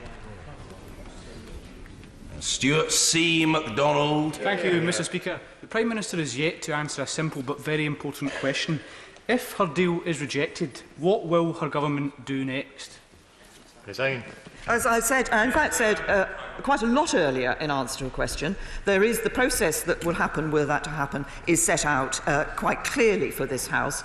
But the question is, how will individual members of this House approach this decision when they come to make it, in the interests of the country and in the interests of their constituents? And they will need to have at the forefront of their minds the duty to deliver on the vote of the British people to leave the European Union, and the overall national interest of our country and the interests of their constituents. Anna McMorrin. Mr. Speaker, the world is looking on us with horror and sympathy. My constituents in Cardiff North, people up and down Wales and across the UK, worry how to make ends meet. They know now that Brexit is bad for Britain. Can the Prime Minister tell my constituents exactly how this deal will make them better off than they are now? The honourable lady says that she is concerned. I've set out before why I think this deal and the future partnership we can have with the European Union and trade deals around the rest of the world can benefit of our economy, benefit jobs, benefit the honourable lady's constituents. She says her constituents worry about how to make ends meet. It's precisely why this government is a government that has continued to increase the national living wage, that has been put through tax cuts for millions of people in this country. And Catherine West. Thank you, Mr. Speaker. Could the Prime Minister enlighten the House as to why the member for Sale and Antrim may be meeting with the Chief Whip at this moment? There you go. But that nothing to do with the statement. There's nothing to do with the statement. Dr. Paul Williams. Thank you. Thank you, Mr. Speaker, and thank you to the Prime Minister for staying to answer everyone's questions. The Prime Minister says that we risk no Brexit at all. Our NHS relies on EU workers and depends on EU research and medicines collaboration. How is this deal better for the NHS than no Brexit? I say to the honourable gentleman, first of all, that the British people voted to leave the European Union, and we have a duty to deliver on leaving the European Union. If he is concerned about the future of the National Health Service, then I hope he supports the significant decision that this government has taken to make the biggest injection of funding into our National Health Service in its history, with our multi-year funding programme, over £80 billion more going into the National Health Service, and the 10-year plan that ensures the sustainability of our NHS into the future. Prime Minister, thank you. Colleagues, thank you. Yes,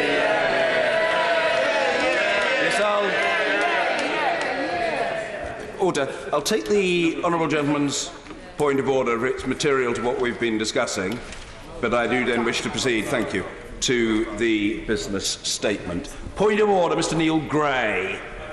Mr. Speaker, on a point of order, it was suggested this morning on Radio Scotland by the honourable member from West Aberdeenshire and Kincardine, and later confirmed, apparently, by the member from Ochil and South Perthshire, that the Conservative members of this House from Scotland were given advance sight of the withdrawal agreement before other party leaders in this House and before the democratically elected devolved administrations. Now, I know my constituents in Airdrie and Shotts would see that as being disorderly and disrespectful, but I wonder, Mr. Speaker, whether you could confirm, in terms of the rules of this House, whether that was disorderly and disrespectful. Hear.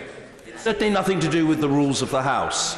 I mean, I'm sorry to disappoint the honourable gentleman if he thinks that it is, but it's nothing to do with the rules of the House. There are judgments to be made in this matter, and opinions will differ as to the wisdom of particular courses of action, but there's been no breach of order. I absolutely recognise the irritation or dissatisfaction of the honourable gentleman, but that is distinct from any question of procedural impropriety. Point of order, Mr Luke Graham. Just in response to the point of order that was just made, I just want to clarify. Yeah.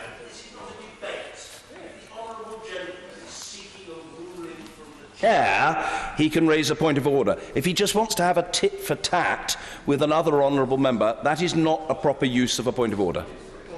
He wanted a tit for tat. No. Oh, he wants a ruling. Very good. Point of order, Mr Luke Graham. Mr. Speaker, I would look for your ruling and advice and clarification on how to make sure the record is read correctly in relation to a point that was made in the House earlier today regarding the point that was made by members on this side of the House, by Scottish Conservatives, in looking at government text before it had been released to other MPs. In the previous statement, I had mentioned about the right honourable friend, the Prime Minister, engaging Scottish MPs, but as Hansard, I'm sure, will reflect, it was about in relation to this statement this morning and not any other preview of other text. How can I clarify this, Mr. Speaker? Clarification, I advise the honourable gentleman, in terms that brook of no contradiction or misunderstanding, is contained with within the terms of his own inquiry. Because, as the honourable gentleman has just emphasised, statements were made earlier during the course of exchanges. Because those statements were made, they will be recorded in the official report. And therefore, all people need to do is to study the official report, including to establish what was and what was not said by the honourable gentleman. I hope that that is helpful to him, and he will now go about his business with an additional glint in his eye and spring in his step for the rest of the day. Very good. If there are no further points of order, we come now to the business statement. The Leader of the House, Andrea Leadsom. Thank you, Mr. Speaker. I'd like to announce that the business for next week will be on Monday the 19th of November, consideration in Committee of the Finance No. 3 Bill, Day 1. Tuesday the 20th of November, continuation of consideration in Committee of the Finance No. 3 Bill, Day 2. Wednesday the 21st of November, second reading of the Fisheries Bill. Thursday, the 22nd of November, a general debate on the Armed Forces Covenant. Friday, the 23rd of November, private members' bills.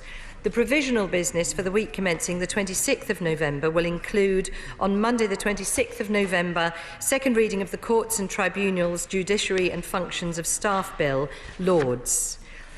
Mr. Speaker, the House is rightly focused on the important decisions that lie ahead of us with regard to leaving the EU. But we also continue to fulfil the many other vital aspects of our parliamentary roles. So I was delighted with you, Mr. Speaker, to welcome the Youth Parliament to the Chamber last week and to hear of the significant issues that they wanted to debate, such as mental health and serious violence. Also last week, we had the first ever Women MPs of the World Conference in this chamber, demonstrating our commitment to global outreach and promoting our democratic values. And then this week, Mr. Speaker, is Parliament Week, a chance for hundreds of schools and civic organisations to take part in and to promote democratic engagement.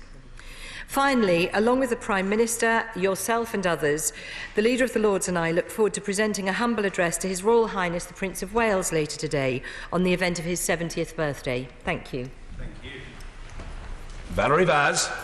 Thank you, Mr. Speaker, and can I thank the Leader of the House for the statement. And I too want to congratulate the Youth Parliament. It was absolutely wonderful to hear them actually debate the issues rather than people. But can I thank the Leader for the forthcoming business? Again, it's a week and a day, and we don't seem to be any nearer getting the Easter recess. The staff of the House need to plan. I know there have been many more things to discuss. And I know it's been difficult to get that, but could she possibly look at doing that for next week? Could I ask her to remind her colleagues about the Ministerial Code? The government again breached the Ministerial Code 9.1, and I'll read it out. It says, when Parliament is in session, the most important announcements of government policy should be made in the first instance in Parliament. Mr. Speaker, it took numerous points of order, a letter from the leaders of all the opposition parties, for the government to finally realise that it had to abide by the code and make a statement to Parliament, which we're very grateful was done today, and we're grateful to the Prime Minister for staying and taking all the questions. I hope the Leader will continue to remind the government of their duties. Mr. Speaker, it was a marathon session in the Cabinet yesterday. I wondered if they all started with, I hadn't quite understood the importance of the Dover-Calais border, / the economy, / jobs, / security, / the effect on science, delete where applicable for each of the Secretary of States when they read the draft agreement. We've had the statement, but could the Leader outline the timetable for the next stage? The Prime Minister alluded to the fact that the House will get a debate. Will it be before Christmas or after Christmas? When are we likely to be able to scrutinise this very important agreement, given that the EU will be meeting on the 25th of November? Mr. Speaker, you will know that on Tuesday the House resolved that the legal advice from the law officers would be made available. Could the Leader of the House say when that will be published? And why did it take the chair of the Environmental Audit Committee to publish a letter from the Environment Secretary that he's raiding staff from other agencies to work on Brexit? 400 staff. When will we get a statement on and the impact assessment on the effect of enforcing the regulations which deal with recycling, air pollution and flooding? Mr. Speaker, more contempt of Parliament and the vulnerable. Private companies are making large sums of money by locking up our young. There are 2,375 people with autism and learning disabilities held in assessment and treatment units. 7 providers are charging taxpayers up to £730,000 a year for each patient. The Secretary of State announced that he's instigated a Care Quality Commission review into the inappropriate use of prolonged seclusion and segregation. But that was in a wider statement on prevention of ill health. No notice was given to the opposition. My honourable friend, the member for Worsley and Ecclesouth, made a point of order to ask the Minister to come to the House to make a statement on this review. As my honourable friend said, this is scandalous. Could we have a statement on this important review, including the time frame for reporting back?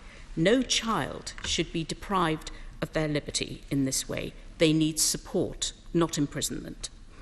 More disarray, Mr. Speaker. The government has lost, I was going to say one minister, but actually half the cabinet. The honourable member for Chatham and Aylesford, a week later, the government does what she asked. A written statement slipped out yesterday. My honourable friend, the member for Swansea East, and others have campaigned for this. The Minister would have had to give weight to relevant or irrelevant considerations. So this is not about losing money to the Exchequer, but about saving lives. Yet again, another fallout from the referendum, Mr Speaker, the number of SIs, 800 to 1,000. I'm pleased to say that Parliament have actually worked, the staff have worked on an SI tracker, and that's now available. So I'd like to thank them for doing that. You can filter the EU SIs, but not when they're going to be laid. So there's absolutely no idea of when the SIs will come before to be scrutinised. We need to do that to give effective scrutiny. Maybe some sort of category like SIs on hold or waiting to be laid might be quite useful for members. Mr Speaker, as it was announced that there's a memorial to PC Keith Palmer, and that has been agreed near Carriage Gates with his family. The Police Memorial Trust said that the memorial would be a reminder of PC Palmer's sacrifice and heroism.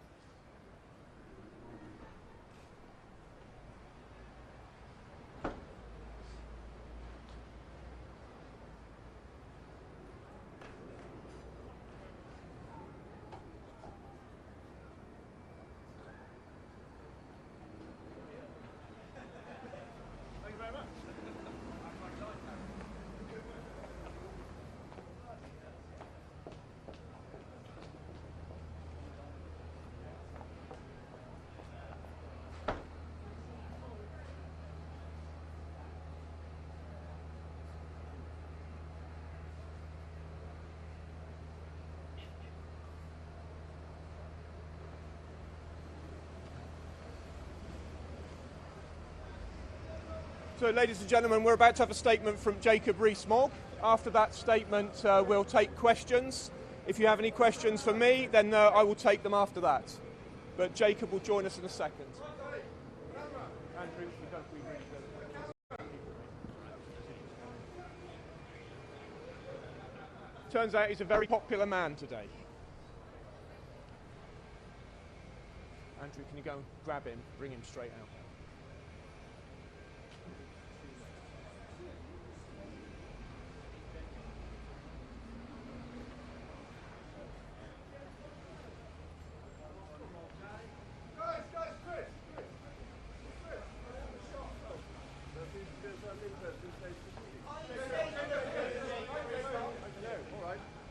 Of course I'm not.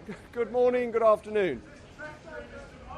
No, of course it isn't. It's using the proper procedures of the Conservative Party when the policy that has come forward does not meet what we promised our voters. The Conservative Party referendum, on which almost all Conservative MPs stood, said specifically that we would leave the customs union. It did not have any small print saying, oh, unless we decide to have a backstop that is a permanent customs union that is harder to leave than leaving the European Union under Article 50. This sounds and looks like a coup. I think a coup is when you use illegitimate procedures to try and overturn somebody who is in office. This is working through the procedures of the Conservative Party. It is therefore entirely constitutional, and dare I say to Newsnight, coup is the wrong word. Well, what has been achieved today is not Brexit, and it divides. Well, the law to leave has already been passed. The Withdrawal Act is through. But what we need is a leader who will say to the European Union, it is impossible to divide up the United Kingdom. It is impossible to agree to a situation where we have a perpetual customs union. It is impossible to pay £39 billion of taxpayers' money for a few promises which was meant to be 39 billion for an implementation of a deal, and it is impossible for us to allow the continuing jurisdiction of the European Court of Justice. That the problem is that the negotiations have given away on all the key points. I don't think that's correct. We'll have to wait and see. Laura, please.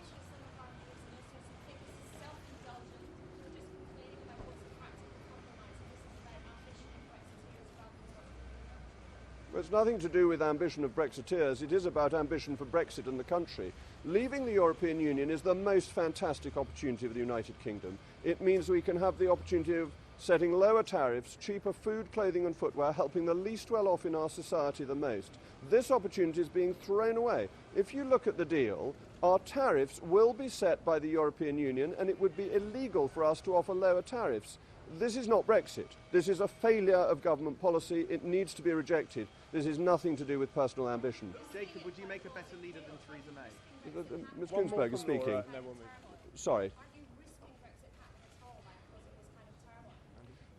Well, the deal risks Brexit because it's not a proper Brexit, and the Withdrawal Act is in place, and therefore the law is already there for us to leave. But we've got a question from a gentleman from the Times.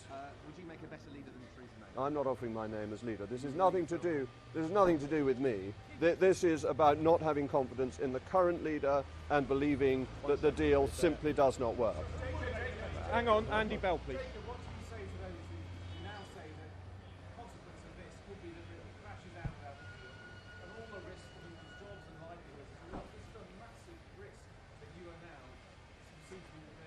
We have heard Project Fear again and again.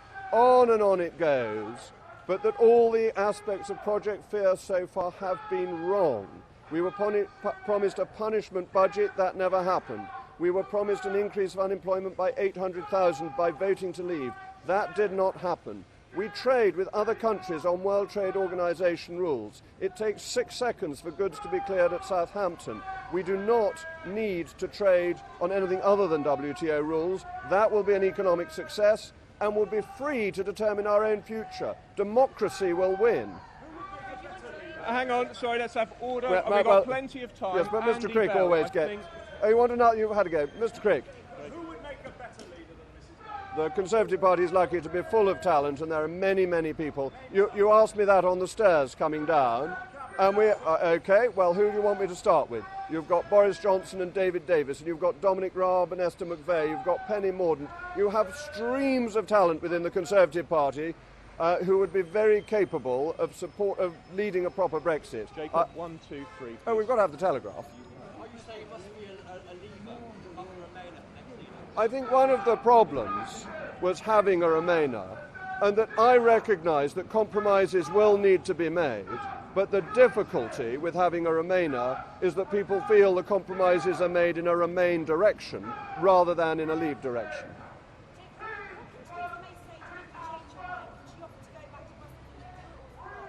Oh, it's too late. You can't write a letter of no confidence. You can't come to a decision that you have no confidence over many, many months and then wake up the next morning and say it was a Dallas-style dream and I never really did it. So, no. My final decision after the Prime Minister's statement this morning, but I'd come pretty much to the conclusion that this was likely once I'd had the chance to read the papers last night. Can you go to Ross and then Rob, please, and then you.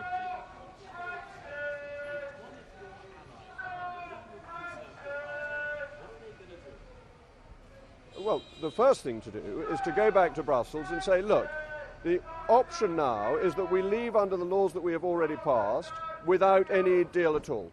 And that therefore we will move straight to World Trade Organization terms, we will be a third country, and we will operate on that basis, the basis with which we operate with the rest of the world. Bear in mind, only 7% of the world's population lives in the European Union, so our dealings with the rest of the world are very important. But I think it would be sensible to make a generous offer to the EU, a generous offer on EU nationals' rights in this country, on money for a transition implementation period. So I think there are things that could be offered and it would be wise to offer. Rob, please. So, to follow up on that, why is the EU going to give you a deal, or whoever your new leader is, a deal that they wouldn't give to Theresa May, that they wouldn't give to Dominic Raab, they wouldn't give to David Davis? Well, I don't think Dominic Raab and David Davis had much say in this. I think we know full well that they were out-negotiated by the person... It was being run by Downing Street. We know that very clearly. And you will remember the machinery of government written ministerial statement that was put out in July that made it quite clear the negotiations were being run from Downing Street and the Cabinet Office. So they weren't in charge of them. We didn't ask for the right things. And we asked for this customs union backstop. The British government asked to tie us into this ridiculous customs union backstop. If you can, speak up just a little bit. This gentleman, would it be a sign of a lack of support for your position if 48 letters hadn't been sent to Graham Brady by the end of today? Not by the end of today, but yes, if nobody else follows, if you lead people and everybody hides in a cupboard, that would not be a great position to be in. That is obviously true. I think the letters will go in, but I'm not giving a time frame. Gentleman here, please. Yep. I don't think there's much point in a Brexit secretary when it's all being run from Downing Street.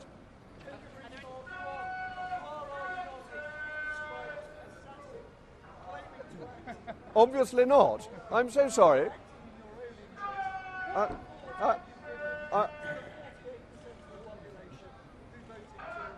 Well.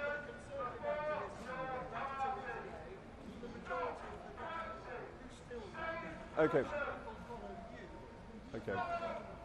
First of all, if you think my suit's pinstriped, you need to clean your spectacles. Secondly, we are a democracy.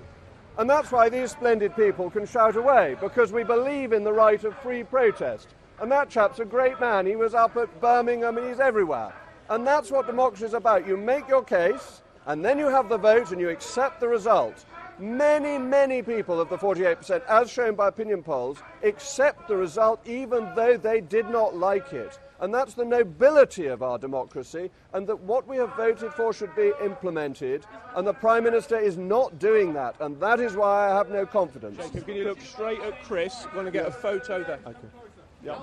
How soon can you get a new leader? I think it can be done quite quickly. I think the parliamentary processes can be sped up. And bear in mind, the Conservative Party now has a list of members at Central Office. It doesn't have to go around the country asking who the members are. Oh, not months, but I think weeks. I think it would be unrealistic to faster than that. Of course people can change their mind, but how do they indicate they've changed their mind? We have a system, and we know perfectly well that we got this referendum because it was a manifesto commitment in a general election. We then had the referendum, and we then had a general election where both main parties recommitted to implementing the referendum result. So yes, of course, if there were to be a general election and a party were to stand on a platform saying they wanted to reverse the result, that would be democratic.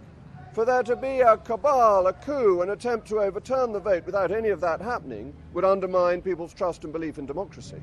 I think Nick Watt wanted to come in again.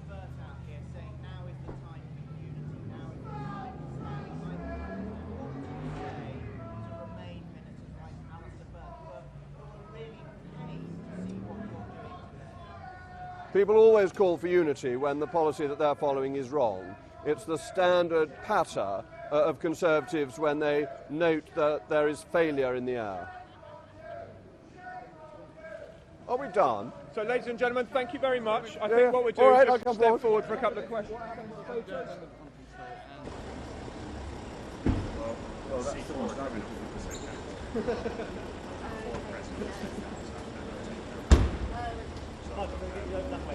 Even a bit more, in case someone comes out the door. Yeah.